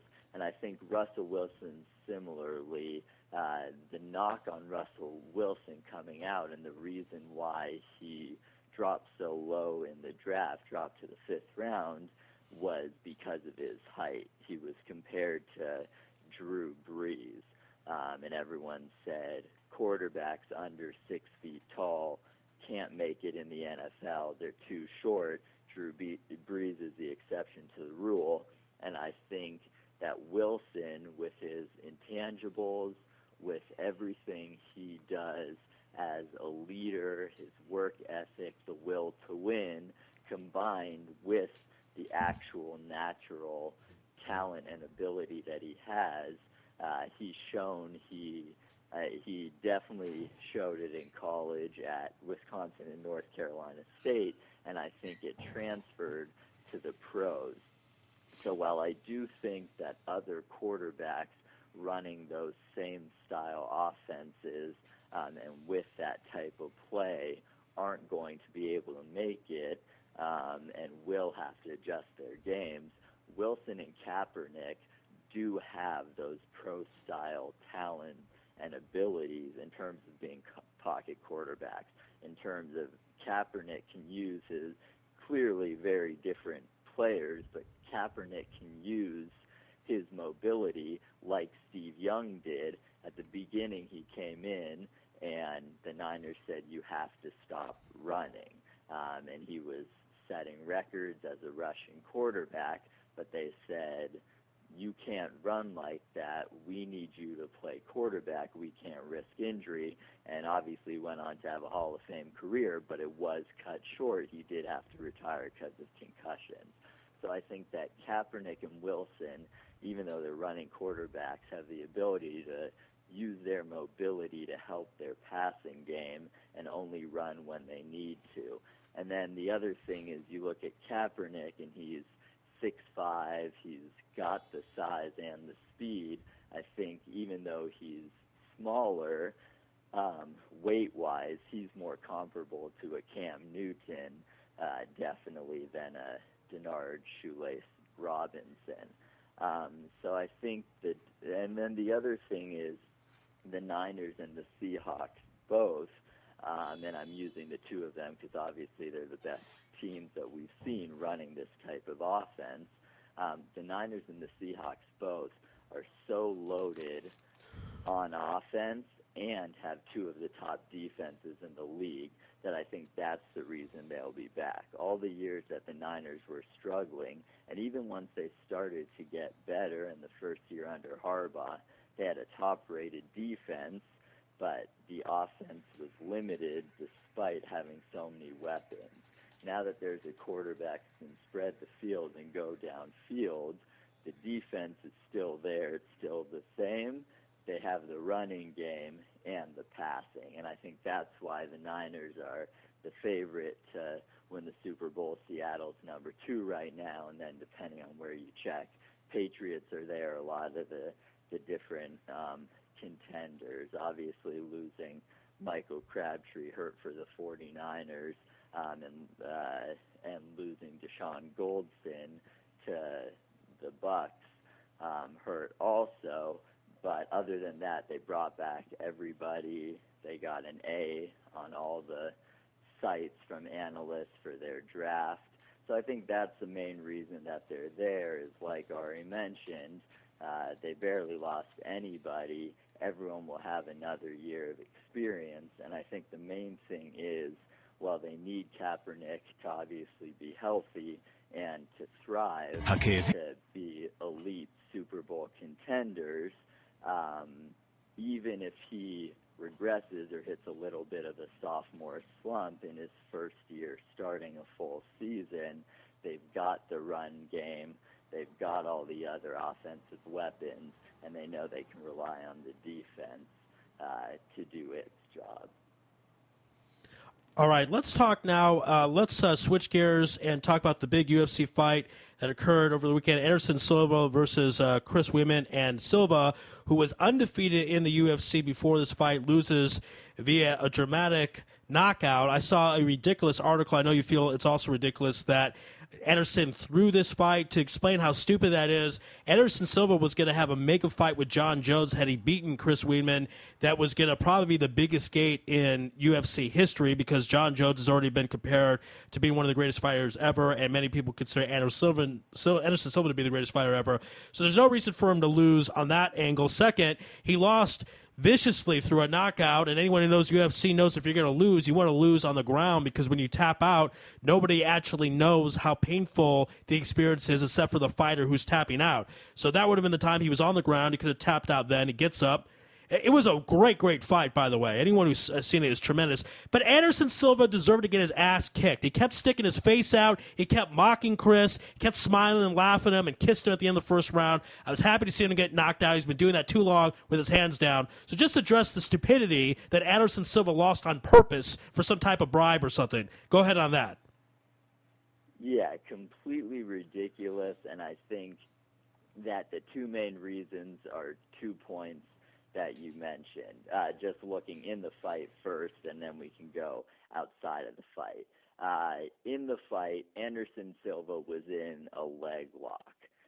After an arm bar, it's supposed to be the most painful takedown you can experience. He had his leg twisted. If he hadn't gotten out of it, he either would have had to tap out or have his leg broken.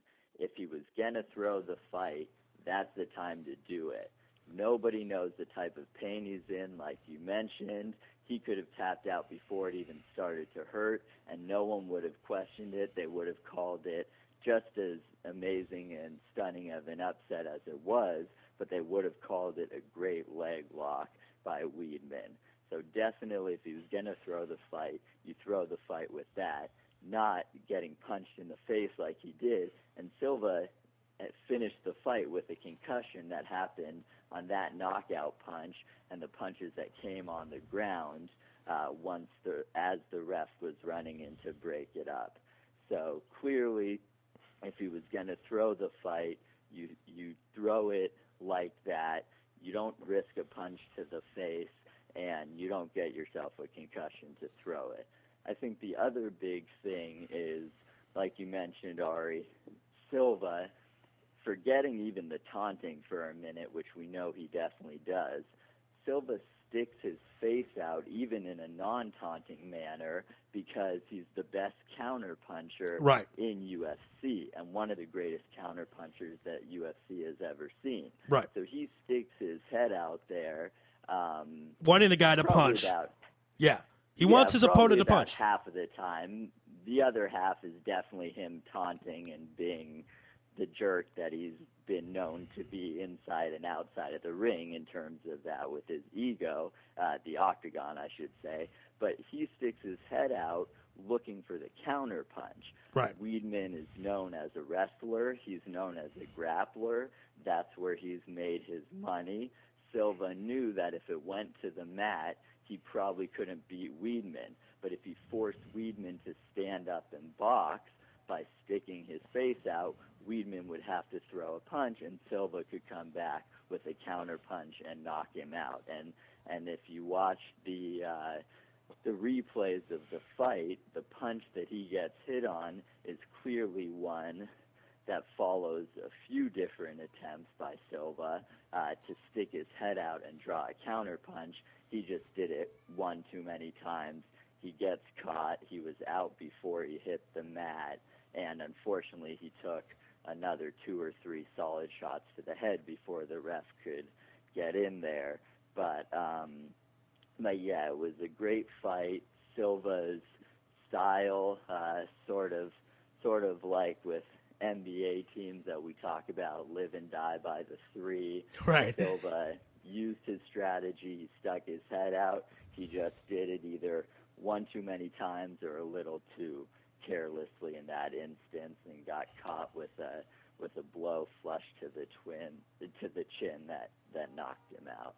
I got a deep voice. Joe, a real quick question. Who do you think has a better chance of knocking off Silva and coming to the UFC?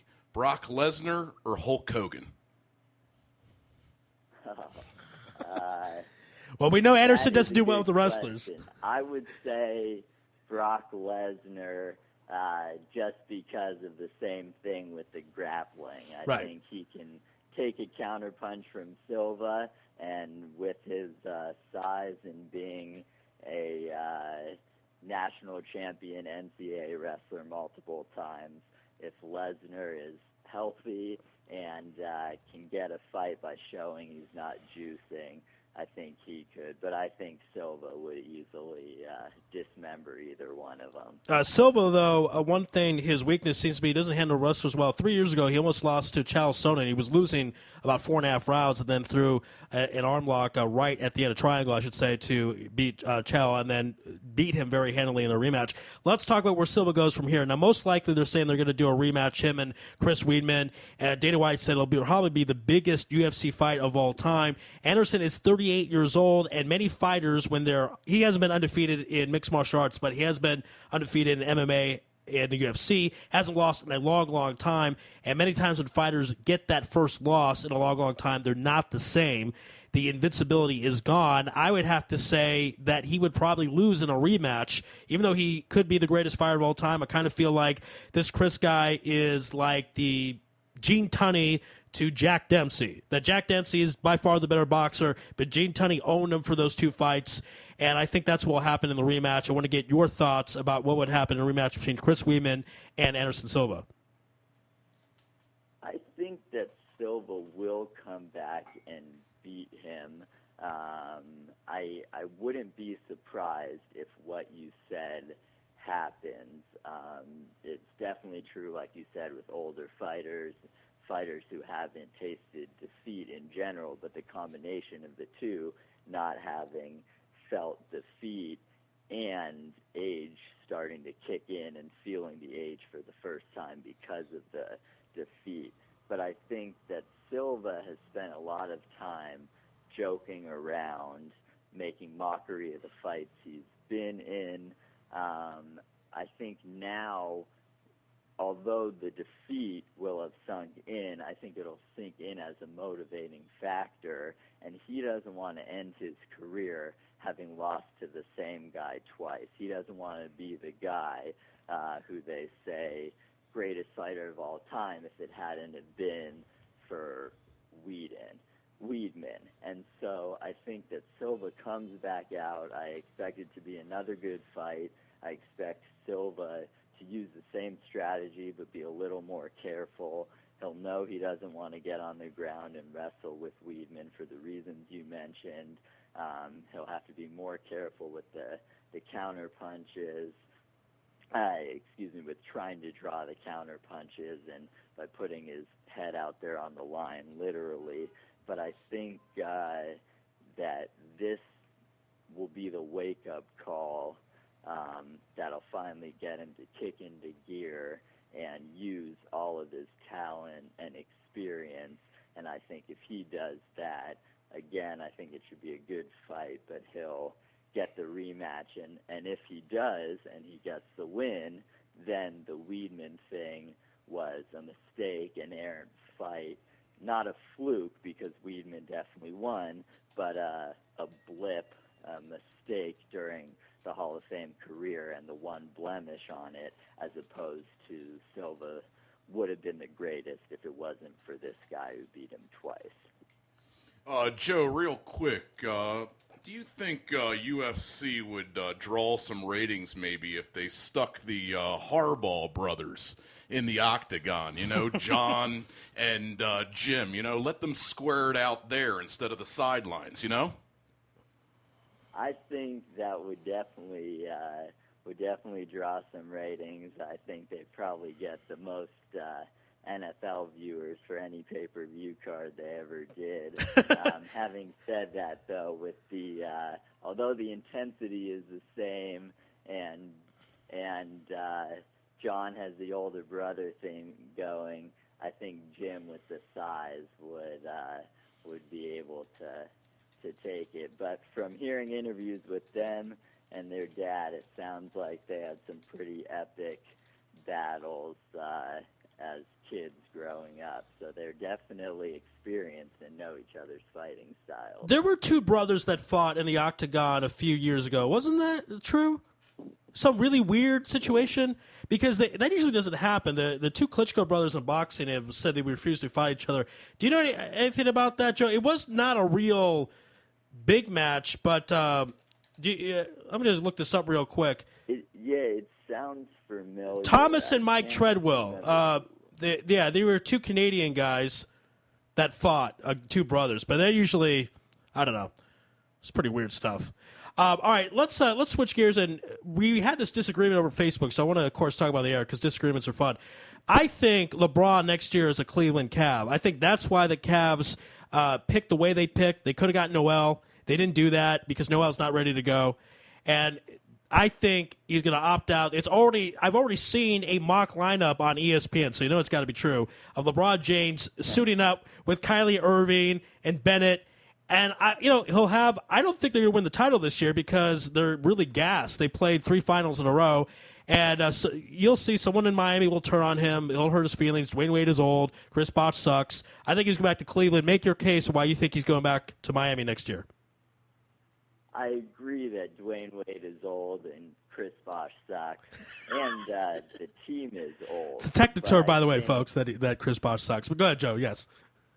And where is that head coach from, by the way? Splorestra? Is that an artificial sweetener? I mean, I don't know how they've won 2 rings with this guy.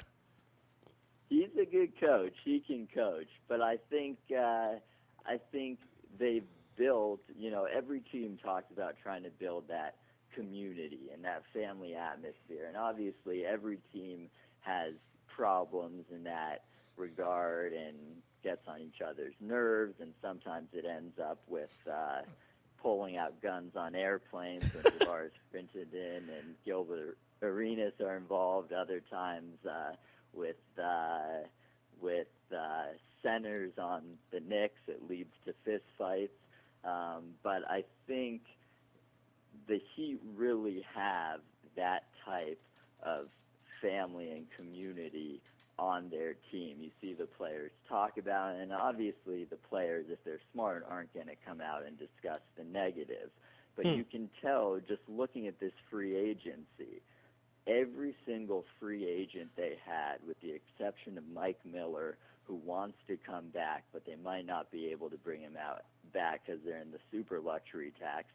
Every single player who's re-signed, from including LeBron and D-Wade with their initial contracts, the way they restructured them, and then going to Birdman yesterday and Rashard Lewis a few days ago and Ray Allen, they've all taken less money than they could have so they could come back and play together. And that's not something that you see a lot in professional sports. You usually don't see it more than a few times in a league in a season. But to see it within a week, 4 different guys on the same team is pretty remarkable. Birdman could have signed for $3.5 million, and he signed for $1.7 million, saving the Heat, the way it works out with the crazy CBA, saving them $1.5 million in cap space. So I think the fact that all the players want to play together, that they've got that winning feeling, that they believe they're the best team, and I think until another team steps up, it's clearly true. Obviously, there are going to be a lot of great ball clubs this year, but they're the newcomers. The Heat, they're there. So I agree that they're tired, that they're gassed. Chris Bosh needs to get back on his game, but I think Wade is kind of like the Spurs. Every year he gets banged up. Every year he's old, but when it counts, he comes back and he's Dwayne Wade again, and he does what the team needs. And LeBron, we all know he's the best player in the world, but he's even better than that. The things he does, especially when it matters, the way he got back to what counted with basketball, put away all the other stuff, cared about the team instead of himself, cared about winning. I think all that they've built, LeBron isn't going to want to leave that unless he needs to, and I don't see a situation that makes him feel like he needs to. I do think that if he leaves, he will go back to Cleveland. I think he wants to win Cleveland a championship. He wants Cleveland to win a championship for his hometown. That's where he grew up. That's what he loves. And I think he wants to make it right with the people of Cleveland. Having said that, LeBron is 28 years old. He can play another 4 years or sign a deal like Dwight Howard did so he can opt out after 3 years, still be at the prime of his career, go back to Cleveland and win a championship if they've got the pieces. So I definitely think that if he opts out, he goes to Cleveland, but I think he's going to want to stay in Miami. Miami's going to keep building. They're going to go with this as long as they can. As some of the older players get older, they'll be cycled out for new players, draft picks. Pat Riley has always been a master of crafting teams, obviously, as we know from every place he's been, and especially with what he's done, bringing the big three together. So I think for those reasons, if things are good in Miami, if there's nothing forcing LeBron out, I don't see him willingly leaving. It's his town. He's got back-to-back rings. I would love to say that I think another team is going to win this year just because I want other teams to have the chance, especially the Warriors, of course. But I think the Heat is the favorite to win it again, and as long as they do, LeBron stays. And even if they don't, I think he'll stay. All right, one last comment from D-Voice, but before that, I do want to tell our audience, even though I rip it on Dwayne Wade for being old, he was top 10 in the MVP voting this season, so he still had a great season, still showed up in Game 7. So that great point by Joe. He's old, but he still sticks around for some reason, and he's banged up, but he comes back and plays. Go ahead, D-Voice, one last comment before we let Joe go. Joe, this is my X factor in the NBA this year. Let's fill in the blank. Blank are red. Violets are blue. I believe Rose might be coming back this year, and people have to watch out for the Chicago Bulls because they made it rather far in the playoffs, surprisingly, without him. And we're talking about Dwight Howard, maybe whether he's good or not, healthy or not. Well, what happens if Derrick Rose is 100%? He's kind of like the Asamoah of the 49ers, no? Yeah, I mean, I agree. I think that the Bulls were right there before his injury, and they're negotiating with Luol Deng. Looks like they're going to bring him back. They've made some good moves in free agency, nothing huge, but between the draft and re-signing players, they've added depth, which is what you want if you're a contender, if you're as good as they are with an MVP point guard who should be back to 100% at the beginning of the season. You don't need to make huge moves because you've got your core, you build around it. I think they've done a good job of doing that. I definitely think they'll be there. The Nets should be much better.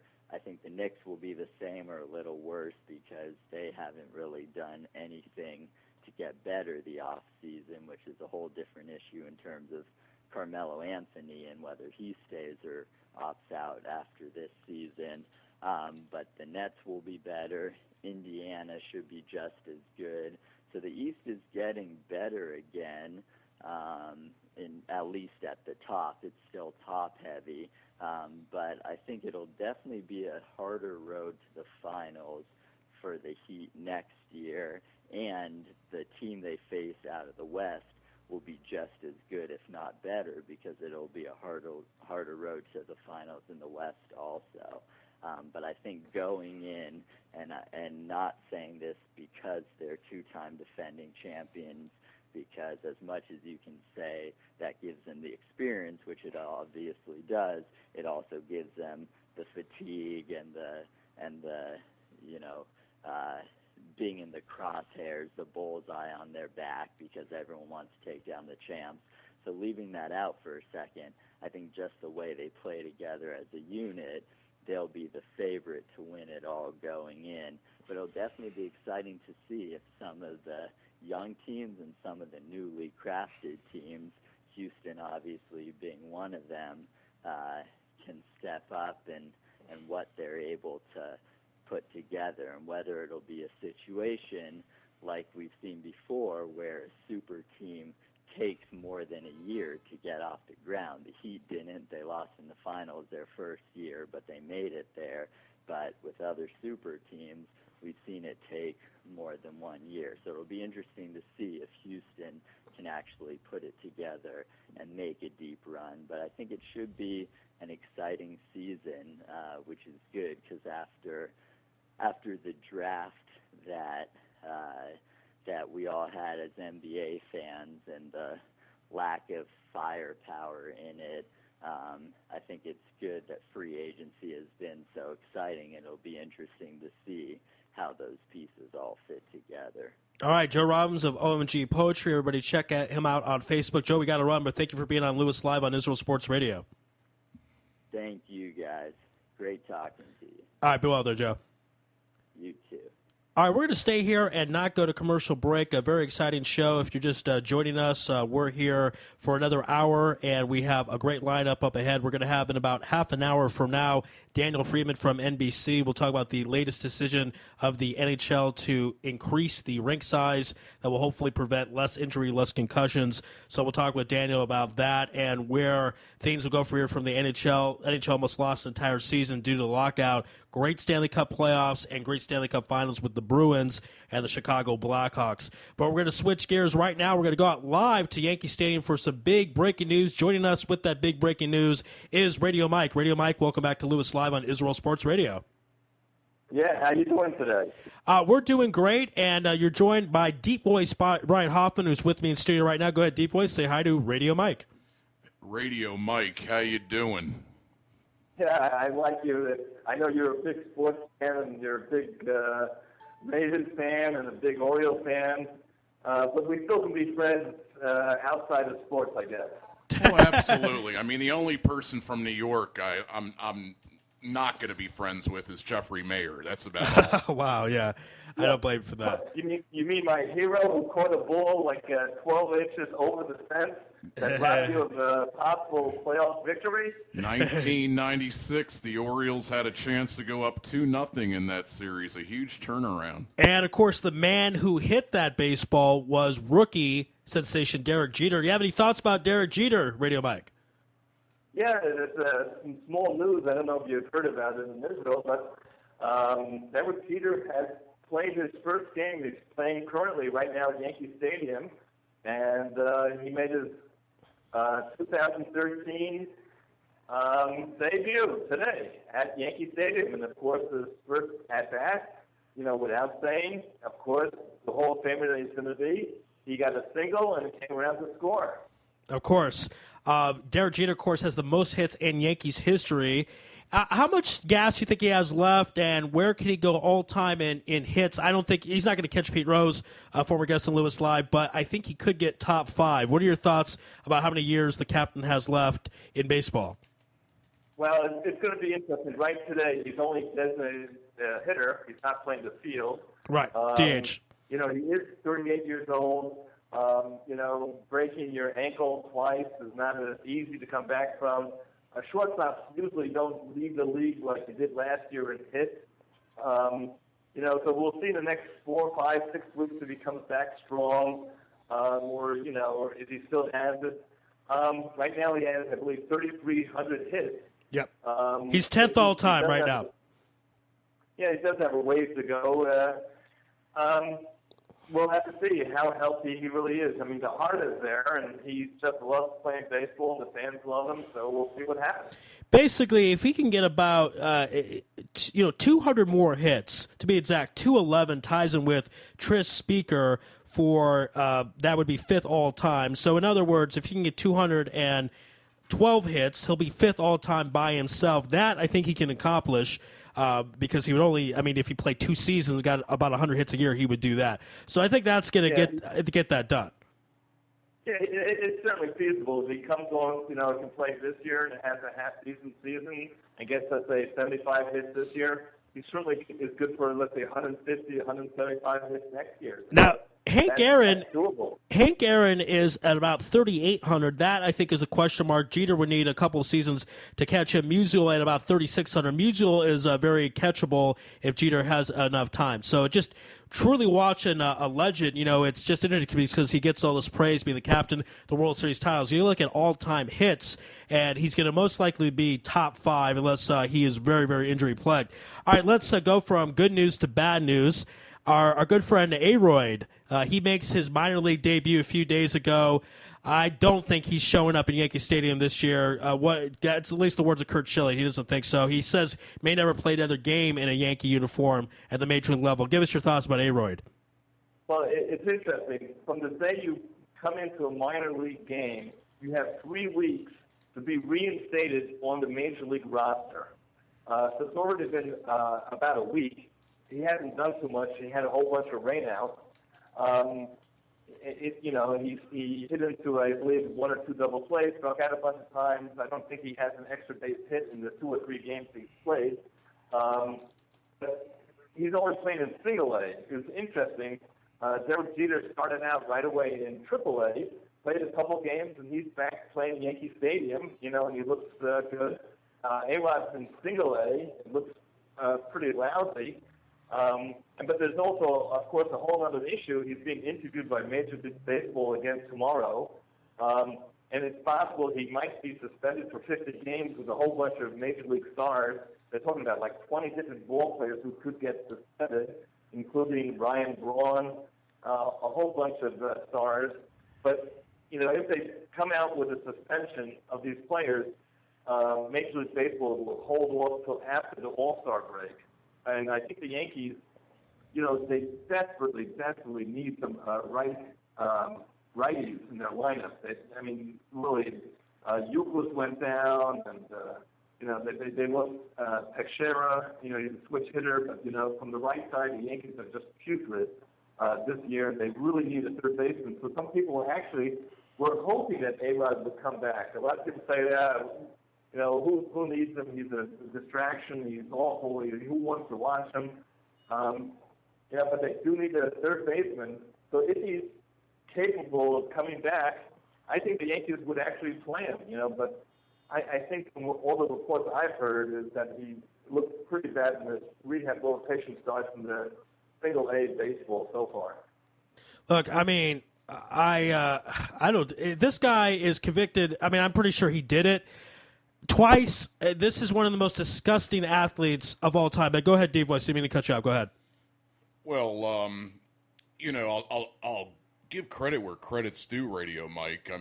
This might be considered blasphemy, in Baltimore, but the Yankees are kind of surprisingly hanging around, and in my mind, one of the reasons they're doing that is a very solid rotation, a top 10 in ERA in the major leagues, I believe, as far as the pitchers are throwing out there. Obviously a heck of a bullpen. Mariano Rivera, just 2 blown saves, the best in baseball right there. Incredible. So that pitching, it's interesting. I feel like if you took these group of pitchers, Ivan Nova, where did that come from? If you took this group of pitchers and you put it on some of these other lineups in the last few years, the Yankees would have been scary.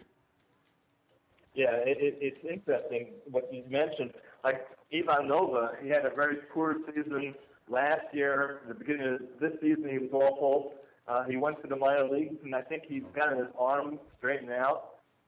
The last 2 games, he's really pitched well. They had Kuroda.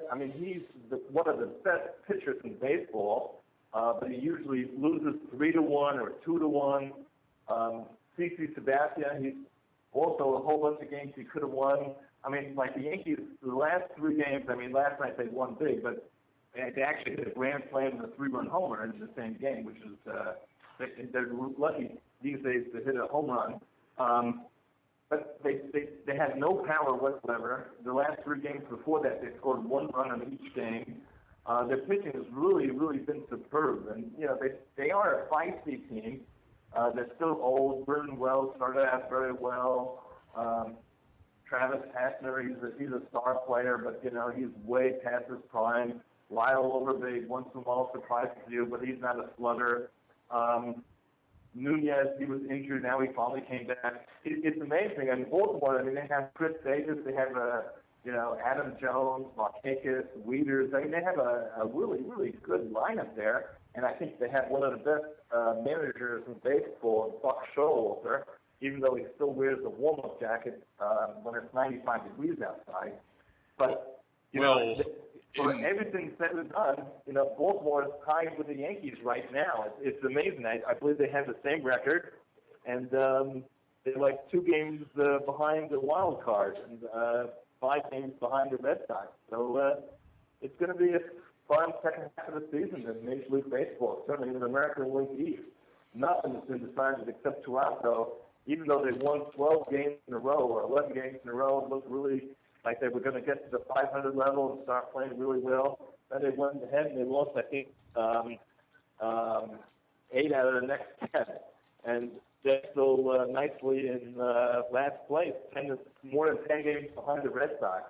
I wouldn't count them out yet, but of all the teams in the American League East, you can make a case for any of the teams, Boston, Tampa Bay, Baltimore, or the Yankees. You never know. Any of those teams could be the wild card or win the division.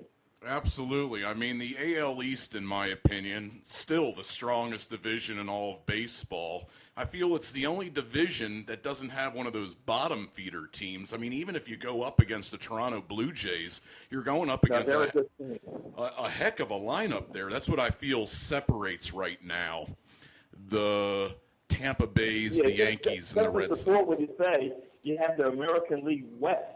I mean, Arizona is the only team that's above 500. The Dodgers are in second place. They're below 500, but they're only 2 games back. San Francisco, the bottom's fallen out. The wheels have fallen off their wagon. I don't know. They're like, 7 games back, but 10 games under 500. I mean, I think they lost 14 of the last 16. But they're a good team. They have the pitching and everything like that. There's going to be a lot of interesting pennant races in baseball the second half of the season. I think, Radio Mike, looking at some of these first-place teams, to me, in baseball, in football, it's defense. In baseball, I believe pitching wins championships. I think we've seen that with San Francisco. I mean, Toronto, the Orioles, the Anaheim Angels. These are all teams that have amazing lineups, but if their starting pitching doesn't get better, I don't think they're going to make it very far. The Orioles, in my mind right now, the only way they're going to make it far in the playoffs is they go out there. Angelos has a lot of money now from the Washington Nationals. They got to go out and get an ace. Try to trade for Cliff Lee. Try to trade for Bud Norris from the Houston Astros. It's going to take a lot, but I believe it's the only thing that's going to allow the Orioles to have a ring. It's interesting about Cliff Lee, because he's really having a pretty decent season with the Phillies. I think he made the All-Star team, and the thing about him is that he's getting a little bit along in years. He's still, you can certainly make a case that he's an ace pitcher. But the Phillies are right in the National League East, and what I've heard is that the Phillies are actually buyers. They haven't called it quits on their season, so I don't think you're going to get Cliff Lee. And you might be able to get a pitcher there from Norris from Houston, but that could really help Baltimore a lot. To get one more good pitcher, I think you have something there, Deep Boys. Well, thanks. I mean, I think a huge difference in the last couple of years now is, in past years, because we now have an additional wild card team, there might be a lot less teams that are dumping players because you're going to have more teams that are kind of in the thick of things. A Bud Norris or a Cliff Lee, I feel, will cost a heck of a lot more this year than they may have in the past. Yeah, that's a very, very good point. But, Bud Norris, I mean, I saw him actually pitch up in Fenway Park. He of course, he lost the game against the Red Sox back in the end of April. But, he could be a future star pitcher. I mean, he's a good pitcher. It would be kind of tough for Houston to get rid of their best pitcher, whether they have to show the fans at all. I mean, they're pretty bad. They're solidly in last place. That'd be crazy. I mean, Philadelphia, I don't know why they really, think they have a chance. They're not even at 500. They're in third place, like about 8 games back. They have a lot of teams in front of them in the wild card. I don't think they're going to catch Atlanta or Washington. So I don't know why they wouldn't be willing to deal Cliff Lee. I don't think they have any sort of a chance this year. The Yankees are very similar to the Phillies. They're both old teams. They have a lot of stars, a lot of injuries of the stars on both teams. But there's a lot of rumors that the Yankees are willing to get rid of Phil Hughes. He really belongs in a National League park because he's a fly ball pitcher. Just loves giving up the home run. Javed Chamberlain, the Yankees are sticking hard of him. They would love to get rid of him also. I don't know what they would get in return. But at least the Yankees have a chance. the Yankees had a chance of something because they're not far back. But Philadelphia, I think they don't have a chance of getting the wild card, and they don't have a chance of beating Washington or Atlanta. I'm curious to get your opinion, Radio Mike. This is something I've really been thinking about in the last month because, the difference between a guy like Garza, you're talking right now, we're talking about teams adding that important piece, for a playoff run. And the difference between a guy like Matt Garza and another group of Cliff Lee and Norris. Norris and Lee are somewhat locked up by their teams for 1 or 2 more years. Garza is going to be a free agent at the end of the season. To get Norris or Lee, I really believe you're going to have to give up 2 top-tier prospects. Do you want to possibly risk giving up a guy, a pitcher, or an amazing hitting prospect who has a chance to be an all-star for you for 15 to 20 years and get a guy in Cliff Lee who might just be good for, another couple years? That's why I kind of like Bud Norris, because I feel like he has a lot of years left. I would at least, if I'm going to give up a couple of top prospects, I want to at least get some kind of a guy that's still in his 20s. Well, it's hard to come by. I can't imagine Houston doing it, but you never know.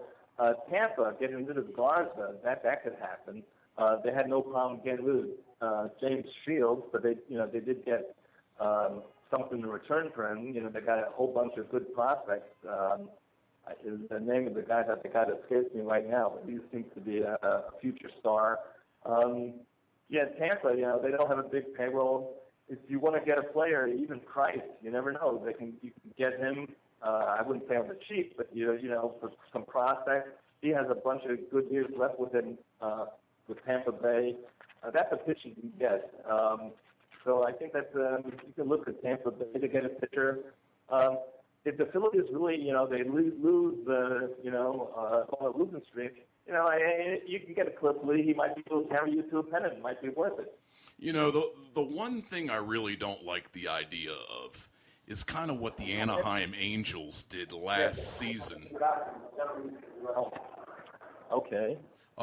In getting Greinke and giving up, a heck of a prospect. I forget what they gave up for him, but a guy they're going to lose at the end of the season. That is something that I definitely do not want to do. Yeah, well, Greinke's a good pitcher, and it's always interesting. These pickups at the end of the season, they could really push you over the top, and you can actually get someplace. You can actually, if you win a pennant and you get into the World Series, somehow if you give up a star prospect or players or cash, whatever, if you get to the promised land, it's worth it. A-Rod, as bad as it sounds, A-Rod, A-Rod getting someplace, getting the Yankees to the World Series, winning the World Series, can, all said and done, at least they won a World Series. So some people are going to say that was a good thing. Without them, they might not have won back in 2009. So now they got it. Even with a horrible guy like that nobody likes like A-Rod, at least we won a World Series. Absolutely, and the Yankees again. I mean, I got to go back to the AL East. When is Boston going to finally have some of these old guys get injured? I'm waiting for Pedroia, Ellsbury. As much I'm not a Baltimore fan, and certainly not a Baltimore fan and stuff like that. But I would certainly, if anyone has to win, I'd like to see Baltimore win. They've been down for such a long time, and they win, win it all. Of course, I want the Yankees to win.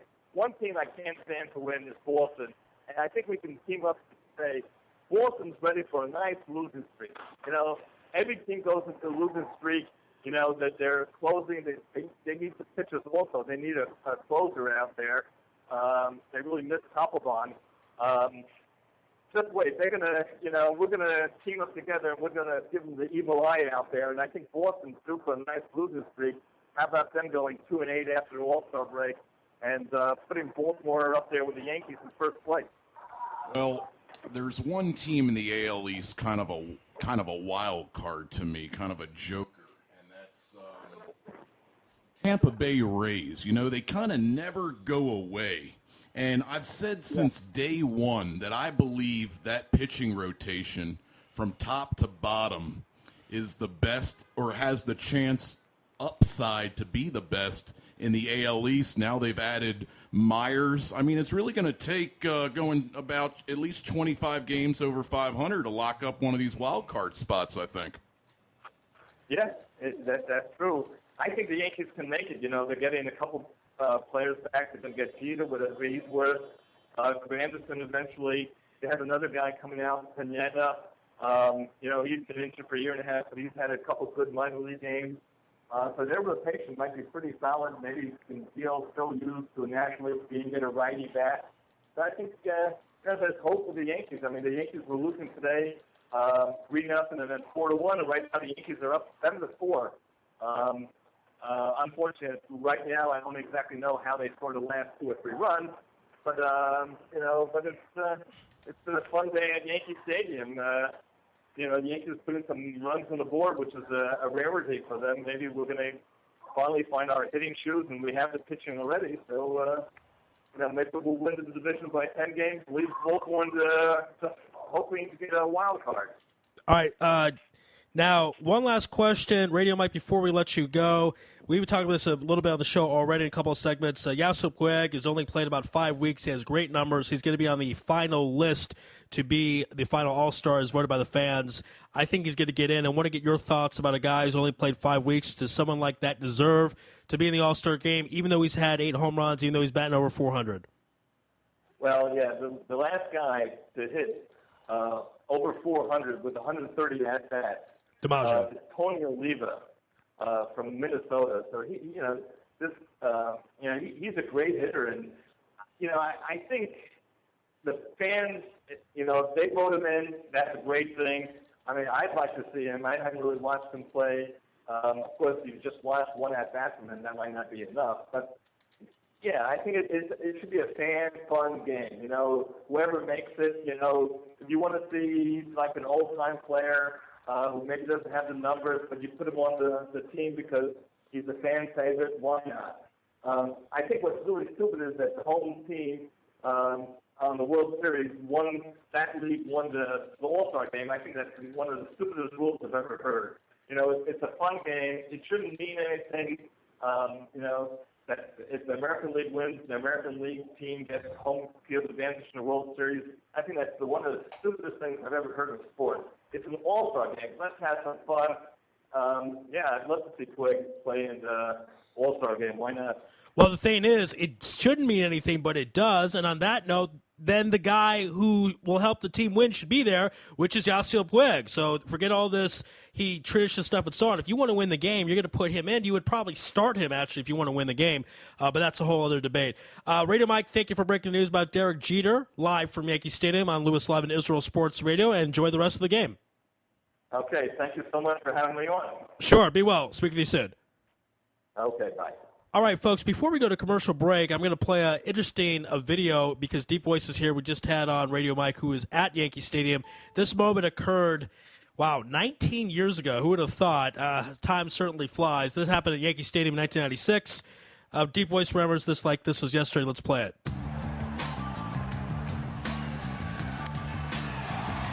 In right field, Tarasco going back to the track, to the wall. And what happens here?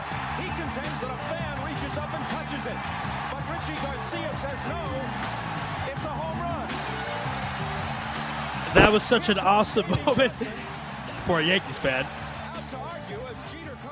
Jeter was the Rookie of the Year that year, starting shortstop course, and the count says the Yankees' first World Series title since the days of Reggie Jackson. And that was, of course, Game 2. Deep Voice, you're chopping in the bit. Go ahead. Bathroom after this segment, but has Jeffrey Mayer by any chance been on a birthright trip to Israel? Well, I don't know about that, but he did have a stint in the minor leagues. He was like 12 years old when he did this, and then he when he got into his early 20s, I think he made a little bit of a run. I'm going to Wikipedia him real quick. I think the most frustrating thing I would have to say if I'm an Orioles fan is that the next game, I believe that was game 1. That's my memory. It was game 1. They won it in extra innings with the Bertie Williams home run. In game 2 in Yankee Stadium, George Steinbrenner, may he rest in peace, gave Jeffrey Mayer box seats. What's that all about? You're thanking him for cheating. If you want to say it's an accident, that's one thing, but he was happy about it. And the most disgusting thing, though, in my opinion, of this whole scenario was Jim Gray interviewing him after he caught that ball and grilling him like it was 60 Minutes, like it was a Pete Rose situation. It was really disgusting. And there's not a Wikipedia Jeffrey Mayer right now, so they need to maybe update that because there certainly needs to be. But the way Jim Gray handled that was appalling. Oh, here we go. Actually, we have him right here. Hold on, I'm going to read this Wikipedia real quick. Now, he's currently 29. He'll be 29 in November, it looks like. And he did play baseball professionally. He did a little bit of everything here. We'll get it up in 1 second. Okay. He played college baseball at Wesleyan University. And then he played for the Pittsfield Dukes in the New England Collegiate Baseball League in summer 2005. And in 2006, he was not in the draft, but he did make it as a prospect. He was invited by the Yankees to their camp kind of for a tryout, but nobody drafted him. And then he worked as a scout in the Cape Cod League. So how about that? It's pretty good. How do you feel about that, D-Boys? I think that really says it all. You took me a little bit off guard there, but I got to say one thing that we have now in 2013 that the Orioles didn't have in 1996 is the second coming of Brooks Robinson. Oh, my God. Mr. Okay. Manny Machado. Manny Machado, whose numerical value in Hebrew is 613, the amount of mitzvot. We figured that out last night. Absolutely. And Chris Davis going to be representing the American League in the Home Run Derby.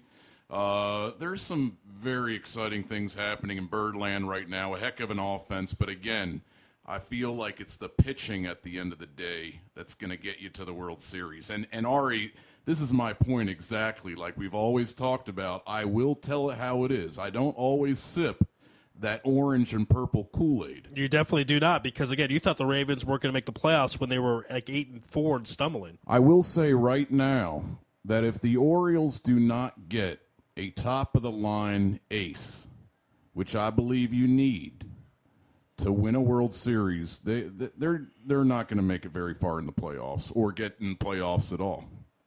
Well, that's the words of the voice of Baltimore Sports, D-Voice Brian Hoffman. We're going to stay here now, take a commercial break, and bring on our final guest of the evening. It is 10 o'clock here in Jerusalem, Israel, on Louis Live and Israel Sports Radio. Thank you for joining us. If you're listening to us on Justin TV, go over to IsraelSportsRadio.com, click on the store tab. Great items there such as T-shirts, hats, books, and much, much more. Again, that's the Israel Sports Radio store on the store tab of IsraelSportsRadio.com. On the line right now from WFAN, hockey insider for the NHL, Daniel Friedman. Daniel, welcome back to Louis Live and Israel Sports Radio. Thank you. How you doing? Doing great. We're joined, of course, also by Deep Voice Brian Hoffman in studio. Deep Voice, please say hi to Daniel Friedman. Hey, Dan the man, how are you? Good. All right, let's. We were talking about this with Yossi G earlier in the program. Apparently, the ice rink is being discussed as making it bigger. That would make things safer for the athletes. What is the likelihood of this actually being implemented by next season? I mean, it's too early to tell. I know the NHL is considering a lot of different things for next season. They already have a lot on their plate in terms of little changes, this and that. So I don't think anything further would happen until the next year. The few changes they're going to make probably next year are something called hybrid icing, which is basically a combination of. It's basically when icing occurs, it's at the ref's discretion to either blow the whistle and rule the play dead before someone wins the race to the puck, or let two skaters go after it, basically to reduce collisions, for skaters going after pucks that have been sent all the way down the ice. So that's one of the changes, and they're also planning on making the nets, I think, a little bit bigger. So that's the other change they're making. In terms of other changes, I think that's something you would see a little later on. All right, now let's get into free agent talk. Of course, this season almost didn't happen. Very close to lockout. I thought it wasn't going to happen. I thought they were done, and Gary Bettman was going to have 2 lost seasons in his tenure. As it is, he has 3 lockouts in the last 10 years. But we have a great NHL Finals, Boston Bruins, Chicago Blackhawks, 2 of the original 6, 2 big city markets, and that worked out very good for hockey. You got very fortunate lucky. That was the matchup. Blackhawks win, and that's their second title since you go back to 2010. What will happen in the free agent market? Chicago, I mean, if the goal of the Blackhawks is not necessarily to add, not to lose any pieces, do you see any players from the Blackhawks jumping ship, signing more money and going somewhere else? Well, they did lose a few pieces. They actually traded a few pieces at the draft. They traded Michael Furleek and David Boland. Furleek went to the Winnipeg Jets, and they traded David Boland to the Toronto Maple Leafs. They lost Victor Stahlberg to free agency. He went to the Nashville Predators. But they were able to re-sign defenseman Michael Roosevelt, so that was a help for them. They re-signed defenseman Nick Leddy. That also helped. So they were able to retain, I guess, their major pieces. But it's the role depth players that they're going to have to replace now, and a lot of that they're going to replace from within. They have some good prospects in the system that they're hoping can come in and make a difference. So that's really what they're going to do over there. They also lost backup goaltender Ray Emery. They lost him to Philadelphia, so they're going to have to get a backup for Corey Crawford also. That's something that they're going to have to look into. But most of the core is intact. All right, so do you see them still being as the favorites to win the Cup next year, even after these moves? In terms of favorites, it's hard to tell. They're definitely up there. They will definitely contend for a Stanley Cup. I don't expect them to regress all that much, if at all. I think they're going to be just fine. Again, it's just a matter of some of the younger players stepping in and taking on those roles. But the key cogs, they're all in place. All right, now the Bruins. Let's talk about that. Eastern Conference champions. What are the likelihood of them going back to the Stanley Cup Finals, and what moves do you expect them to make, or what have they made up to this point? Well, they actually ironically signed Jerome McGinley, who spurned them near the deadline. If you remember, there was a deal in place to send him to Boston, and then Pittsburgh swooped in at the last minute and stole him. But now McGinley is signed with the Bruins as a free agent, so he joins the team. They also made a huge trade last week. They moved Tyler Seguin to the Dallas Stars along with Rich Peverly, and they got back a bunch of players, including Louis Eriksson, who's a very underrated, good player. He's a goal scorer. He can play defense too. He's a forward, but he's very, very talented. So they made some shakeups, but again, they've got their defense is very good. They just re-signed their goalie Tuukka Rask to an 8-year contract extension.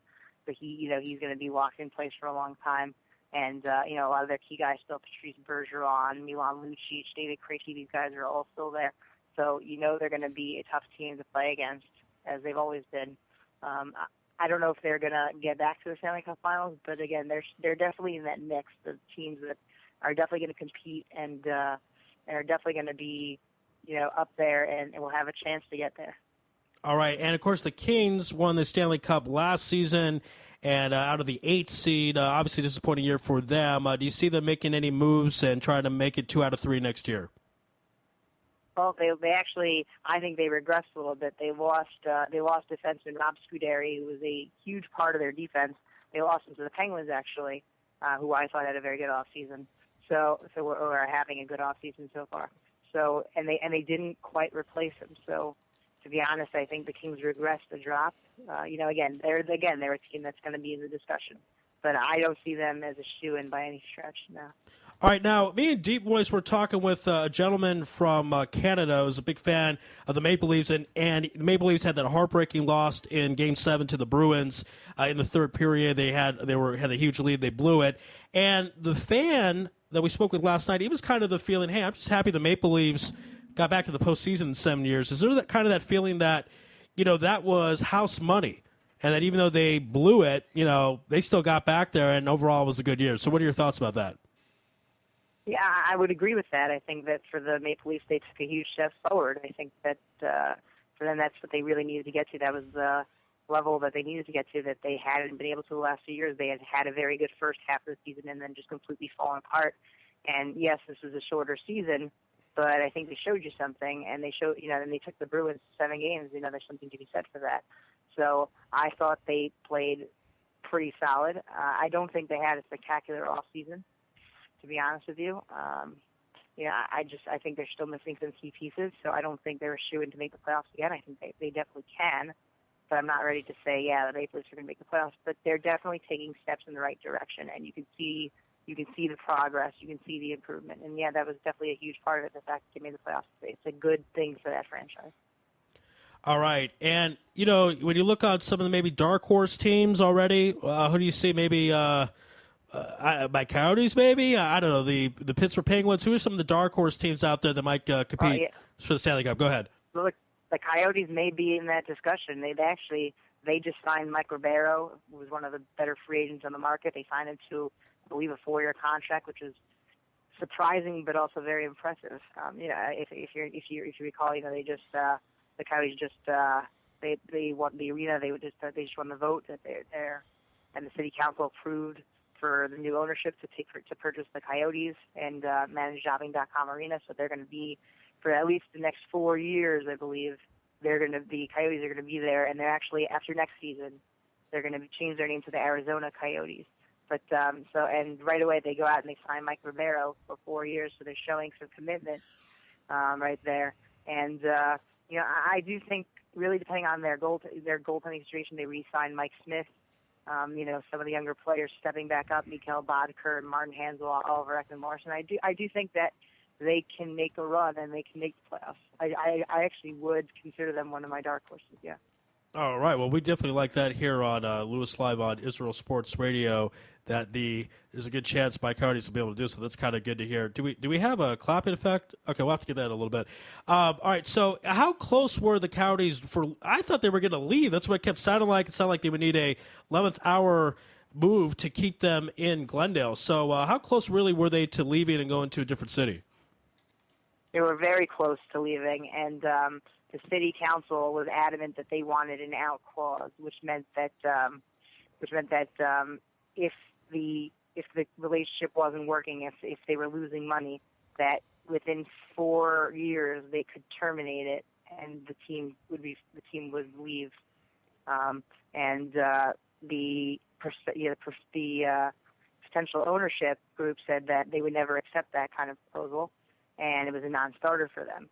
But leading up to that night in the vote, the city council said they were not backing down from that. So we all thought that it doesn't matter if they approve it, that the ownership's not gonna give the green light for that, and so they're gonna take their marbles and leave.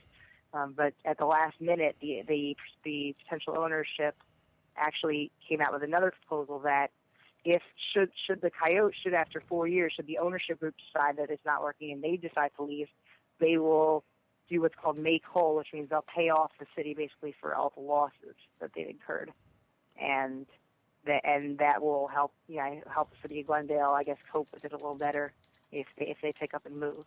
So for that was really the turning point in the city council discussions. That's really what swayed the votes.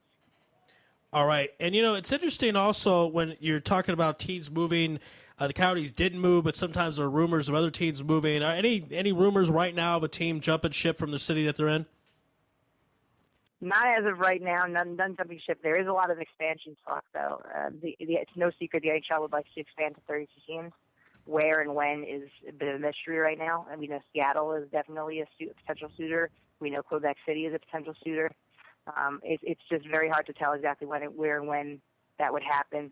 But we know that it's definitely in the cards. But I don't see any teams really leaving their markets, at least right now. And Phoenix, the one that would have, is going to be there for at least the next 4 years. I'm just surprised, Daniel, for a second. The voice of Baltimore sports is not really on his hockey game, but I'm surprised they're able to harvest ice in Arizona in the first place. Well, yeah, it's modern technology. It's a wonderful thing. But people have been doing it. They've been doing it for a long time, and there are plenty of warmer climates where hockey is actually getting more popular and it's working wonders. So yeah, I think with the right ownership in place, I think with the right strategy, it could work in Phoenix, in Arizona. I do think it can work. Like the Coyotes have been competitive, but I think they need to be marketed better. I think there needs to be a different strategy in terms of how they go after, potential season ticket holders and fans. And I do think it can work. Even in warmer climates, I think it can work. All right, and last thing, of course, talk about Chris Chelios. He gets to the NHL Hall of Fame. 26 seasons. He played more games than any defenseman in NHL history. 10th in points, 948. Won 3 Stanley Cups, 3 Norris Trophies. That, of course, is for the best defensive player in the NHL. Let's talk about Chris Chelios' legacy. Well, I mean, he was one of the better players I've ever seen. You know, you were definitely, when you were on the ice with him, at least when he was in his time, you were intimidated. You knew that he was headhunting sometimes, that, you know, he could get you off your game. He was not only good positionally, but he was physical. Yeah, but a very good defenseman, very tough to play against. That's really what I've spoken to players about Chris Chelios in the past, and that's really been the common thread, is that he was just so tough to play against, and you could sense when he was on the ice, you could sense that you suddenly became a lot more tentative, a lot more nervous about what you did and didn't do. He's just that kind of player. He had that imposing presence. And look, he obviously was in great shape. He played until he was 46 years old or 47 years old. That's insane. So it's a huge, at that age for an athlete, who's given so much of his body, that is a fantastic accomplishment. That's absolutely insane. I mean, at 30, I wind a little bit walking up a hill. I talk about a 46-year-old playing NHL hockey at a high level. And the Red Wing teams, the late 90s and 2001 with Hasek and Hull and Chelios, I mean, those very much stick out in my mind, very vivid memories of them. And Chelios is right there. But he was really their leader in many respects for everything he did. That Red Wings team in 01, Daniel, had to be one of the greatest ever. They just had everybody. Yeah, they did. They had 2 or 3 future Hall of Famers, I think, on their 3rd and 4th lines. So that puts it in perspective. Sergei Fedorov on that team as well, and Yzerman was their captain. Yes, he was. And Yzerman probably wasn't. Yzerman wasn't their best player, but he was their leader. And Chelios was Chelios was like the leader on the defense. So that was just a fun team to watch. Him and Lidstrom, yeah. Yeah, I mean, even I was at the time not the biggest hockey fan, but still was just really captivated by that team and everything they did. All right, Daniel, we got to run. Thank you for being on Louis Live on Israel Sports Radio. We just had on WFAN Sports Radio Daniel Friedman. So, Daniel, thank you so much. No problem. Take care. All right, be well. That was Daniel Friedman here on Louis Live on Israel Sports Radio. Before we go to commercial break, I wanted to play something for Deep Voice in the positive direction, since I played that horrible memory of Jeffrey Mayer taking that home run, not from Derek Jeter, but for him. So I'm going to play the official Baltimore Ravens fight song. Take a listen, Deep Voice.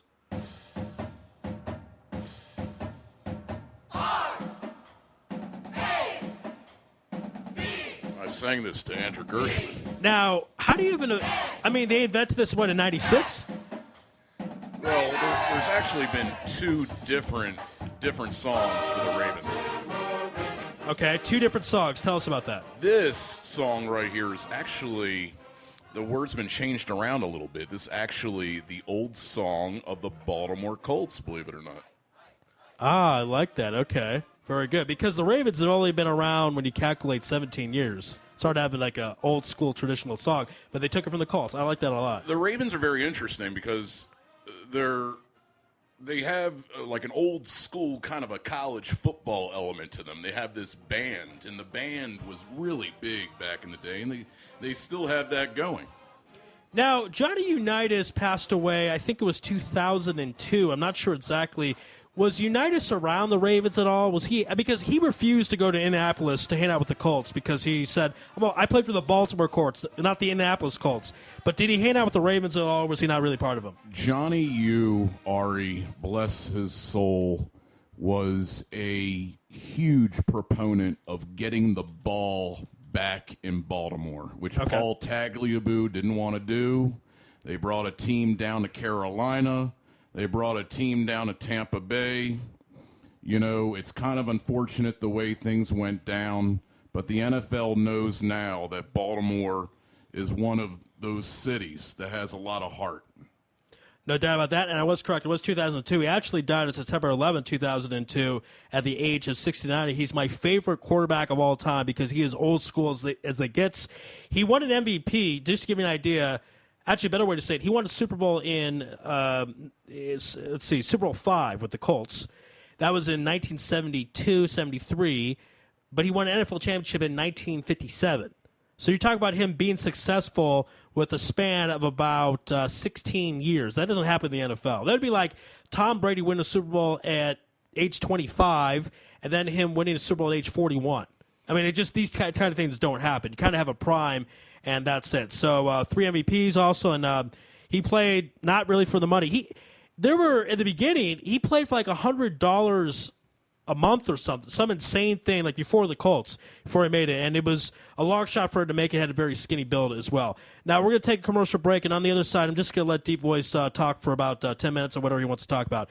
This is Louis Live. This is Israel Sports Radio. Again, if you're listening to us on Justin TV, go over to IsraelSportsRadio.com and click on the store tab. Great items such as T-shirts, hats, books, and much, much more. Again, that's the store tab on Israel Sports Radio. We'll be right back after these words from our sponsors. You're tuned in to the only all-sports talk network in the Middle East, IsraelSportsRadio.com. Hey folks, Kagan here. As you know, I'm always staying on top of the fitness world, keeping up with current trends. One form of exercise that's been around for ages and is currently being rediscovered is suspension bodyweight training. So if you're looking for a way to get in shape, improve your health, and train your body to move in new ways, then the X1 by Israel Gym Systems is for you. Find out more on our website at www.israelgym.com or look for our page on Facebook, Israel Gym Systems X1. Israel Gym X1. Higia Hazman. You're already using a credit card every day. Why not feel good every time you make a purchase? When using the HAS Advantage Support Israel Visa card, a percentage of each purchase you make will be donated to your choice of 24 Israeli-based charities, while still earning a reward point for every dollar spent. But wait, these rewards are even better than the standard rewards you get, especially when using them towards Israel travel, with the best conversion rate on El Al's Matmeed frequent flyer program. Earn double points at some of your favorite supermarkets and restaurants in the U.S., as well as discounts all over Israel. If you love traveling and supporting Israel, HAS Advantage is the card for you. Just give us a call toll-free at 1-866-6-ISRAEL. Sign up right now with the code ISR10 to earn 2,500 bonus points. That's 1-866-647-7235. HAS Advantage. Earn rewards. Support Israel. Offer valid for U.S. citizens only. Terms and conditions do apply. When dialing from within Israel, please dial 1-800-200-818. Israel Sports Dynamics specializes in football consulting, equipment, uniforms, and more. Great brands such as Nike, Russell Athletics, Schutt Sports Products, and many more. Just one call away. With over 30 years coaching experience with university and professional athletes, Terry Hill, owner of ISD, can advise you for all your sports needs. Call 054-581-3248. That's 054-581-3248, or visit our website at www.isdisrael.com. If that's not easy enough, click on the ISD banner on the Israel Sports Radio website and be part of the game. Are you tired of paying for expensive gym memberships that you don't use? Are you frustrated by not seeing results? It's time for the X1. Israel Gym Systems is proud to launch the X1 suspension and bodyweight training system. Lose weight, build muscle, improve balance, coordination, and flexibility. With your purchase of the X1, you'll receive a free membership to IsraelGym.com and access to our archives of videos and exercise plans. Sign up today at www.IsraelGym.com and get ready for the new you. Israel Gym X1. Higia Hazman. Broadcasting live from Israel. IsraelSportsRadio.com. Back here on Louis Live for the final segment of the program. Great show. And again, thank you for everyone listening in, and thank you to our guest as well. Now, Deep Voice Brian, you were talking about how you don't like to drink the purple Kool-Aid, or maybe you like to do it, you try not to do it. You thought that when they were 8-3, 8-4, the Ravens were going to miss the playoffs. I thought once they got in the playoffs, they were going to lose in the first round to the Colts. I just thought Andrew Luck would be a little too much for them. And you look at Reggie Wayne. Reggie Wayne had his best season as a pro with Andrew Luck. I just thought they'd be a little too much for them. What do you think of the reason why the Colts were not able to get it done against your Ravens? It was a very interesting ride, and we call it Ray Lewis's last ride. And it started with Indianapolis, and he made an announcement shortly before that game, and it really pumped up the team on a different level. You really wanted that second ring. Suggs hadn't had a ring. Reed didn't have a ring. And I did promise to you, Ari, before that New England game that, or after the New England game, I said, we'll start out with an AFC Championship shirt and hat, but let's hopefully upgrade that to a Super Bowl 47. And you did keep your word. I have the hat and the shirt here in the studio with me, so thank you. It's a beautiful shirt and hat. Well, it's my pleasure, and I will. I'm impressed by your hat collection, by the way. I do see a lot of New York and Boston. I had to kind of Baltimore that up a little bit, and it's a pleasure to get those things for you, Ari. I mean, you took me to the Western Wall. I put a Ravens hat on your head. Again, it was really good stuff, and the Ravens winning. We got to also talk about the Flacco play at the end of the game with the Broncos. How likely did you really think that was going to happen? I don't believe any other quarterback in the NFL, and this could be, again, some of that purple Kool-Aid, but I believe I'm being objective here when I'm saying I don't believe any other quarterback. Flacco is not perfect. But I don't believe any other quarterback could have made that throw on the run with that arm. And sometimes he underthrows the ball, throws the ball too high. But and we do have Raheem Moore to thank, by the way, their safety. It was unbelievable. We were talking the other day about how it was, I don't know if it was the decision by the coaching staff or it was a decision by Flacco himself. Usually what you see is there's less than 45 seconds left. You usually see a team try to get up to around the 50-yard line, give themselves a chance for a last-second Hail Mary. But what happened here, which surprised a lot of people, was Flacco kind of went for that Hail Mary a little earlier than some people may have expected. You thought that maybe they would go on third down or something. Is that what you're saying? Or right, or get to the 50-yard line. I mean, he threw that thing from pretty much their own 30. Right. Okay, I hear that. Maybe complete a pass or two, get a little bit closer. Yeah, usually Hail Marys are thrown for the 50-yard line, not your own 30. And Jacoby Jones, by the way, Dancing with the Stars. I mean, did you see any of that? I didn't, but what'd you think of it? He didn't finish first like Hines Ward, but he was rather impressive. I mean, have you seen that squirrel dance? No, I haven't. Let me try to get that up here on YouTube. Yeah, he has this dance, the squirrel. I mean, Jacoby Jones is going to be right now he goes into the season as a second receiver. Because they got rid of everybody. But oh wow, we have this. Okay. I wanted to mention this to Joe. I mean, I'm hoping we can have Flacco and Bolden back in the Super Bowl. Well, we're going to play this. The folks can't see this, but I want to see this, so that's what counts here. This is pretty funny. First of all, Jacoby, I mean, on the football field, because he's next to everyone else, you don't realize how huge this guy is. Oh, and he's gonna have to be huge for us this season, opposite Torrey Smith. Look, you lose Bolden, but you gain a Doomerville, and that's why the NFL is beautiful. And this is where general management is huge. Why teams like the Patriots and the Ravens make it far, because it's not about catching lightning in a bottle. It's about sustaining success over a long period of time. Whoa, by the way, I'm watching this guy move here. He is fantastic. Wow, look at him glide. And he now apparently he had to learn all this stuff. I'm sorry, I'm amazed by this video. Check out Jacoby Jones and Karina Smirnoff. You can type that Dance of the Stars. Go ahead, Deep Voice. Oh, yeah. I mean, I saw a couple of these dances, Sometimes I'm worried about these kind of reality shows because, we lose Jacoby Jones and we're down to Torrey Smith. But, no, I was just, and the season hasn't started yet. There's going to be some drops that are, that teams still make. I believe the Ravens will be in the market still. There's some $5 million or so under the cap. They dropped Vontae Leach, their fullback, the best fullback in the league. But we're looking at a league right now in which fullbacks don't have a huge role anymore. Of course, you already have Ray Rice back there. And by the way, a huge X factor in the Super Bowl, a Super Bowl in which the Ravens almost gave up the biggest lead in the history of Super Bowls there, 28-6. But, you know, a lot of people look at the lights going out, and they look at Kaepernick catching fire, and all of a sudden that pistol offense working out. But there are a couple of X factors in that game that happened in the second half that allowed San Francisco to really get going.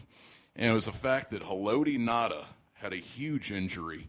Once you take Haloti Ngata out of that middle of the defense, out of the front, Kaepernick and Frank Gore were able to run wild.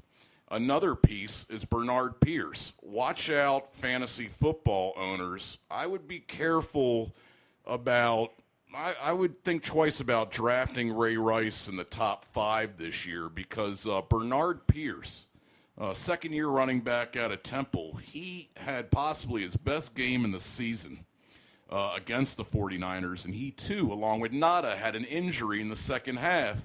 And when he and Ngata went out, Kaepernick started to go. But what really shocked me, and Frank Gore talked about this at the end of the game, and Ari, do you remember, your X factor was David Akers. Yeah. My X factor wasn't a player, but it was actually, you know, more of an idea, which is the X's and O's, which was that pistol offense. I said if that pistol offense with the option read could be successful against the Ravens, the 49ers would have a chance to win this game. And they did everything well in the third and fourth quarter up until they got within the Ravens' red zone. And for some reason, they went back to a traditional offense. Kaepernick threw a couple of fades to what was later deemed as a blind Crabtree, who couldn't even see at that point. And I just don't understand it. Frank Gore didn't understand it. What got the 49ers back in the game was running the ball, running the option. They were having success. Then they went back to a vanilla offense, and I was like, thank you. You're playing right into the Ravens' hands. Thanks for the ring. Yeah, indeed, and you got it. All right, folks, that's going to wrap up our show. I want to thank everyone who came on the program. Great stuff. And at the beginning of the program, we had on Andy Gershman, of course, a big Cowboys and Patriots fan. It's interesting that Andy gets to be both those fans of two major teams. Andy arguing that Aaron Hernandez is not the same as Ray Lewis because the Patriots got rid of him. Deep Voice making his point that Ray Lewis was not guilty, never charged. I mean, he was charged but not found guilty. Then we had Yossi G coming on and talking a little bit about Yossi Puig, if he deserves him in the All-Star game or not. Ari Bluestein coming on the program to back up what he said about Dwight Howard going to the Rockets. He made that prediction last week on my program and got it right.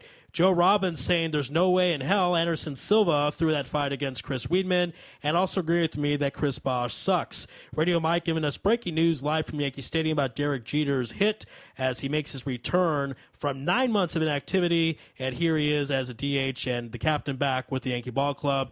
And we've wrapped the show up with Daniel Friedman telling us about the NHL's decision to increase the size of rinks and to make things a little bit safer for the players. Deep Voice, I want to thank you, of course, for joining us here in studio. Hope you had a good time. Ari, thank you so much for having me in the heart of Jerusalem here. Emek Rephaim, it's beautiful here. It's been 2 years since we've been together here in Jerusalem. It seems like it was just yesterday. I appreciate the experience so much, man. Thanks for having me. Absolutely. And again, stay tuned for future programs. We're going to have a lot of exciting things on the horizon. And of course, if you're listening to us on Justin TV, go over to our website, IsraelSportsRadio.com, and you can check out a little bit about biographies of myself and some of the people involved with the station, as well as some of our classic shows, archives, and of course the store. Click on the store tab, and you can see great items that could be purchased for your friends and family, hats, T-shirts, books, and much, much more. That's the Israel Sports Radio store on the store tab. Again, check out for future things on the horizon. But that's it for tonight. God bless, and good night.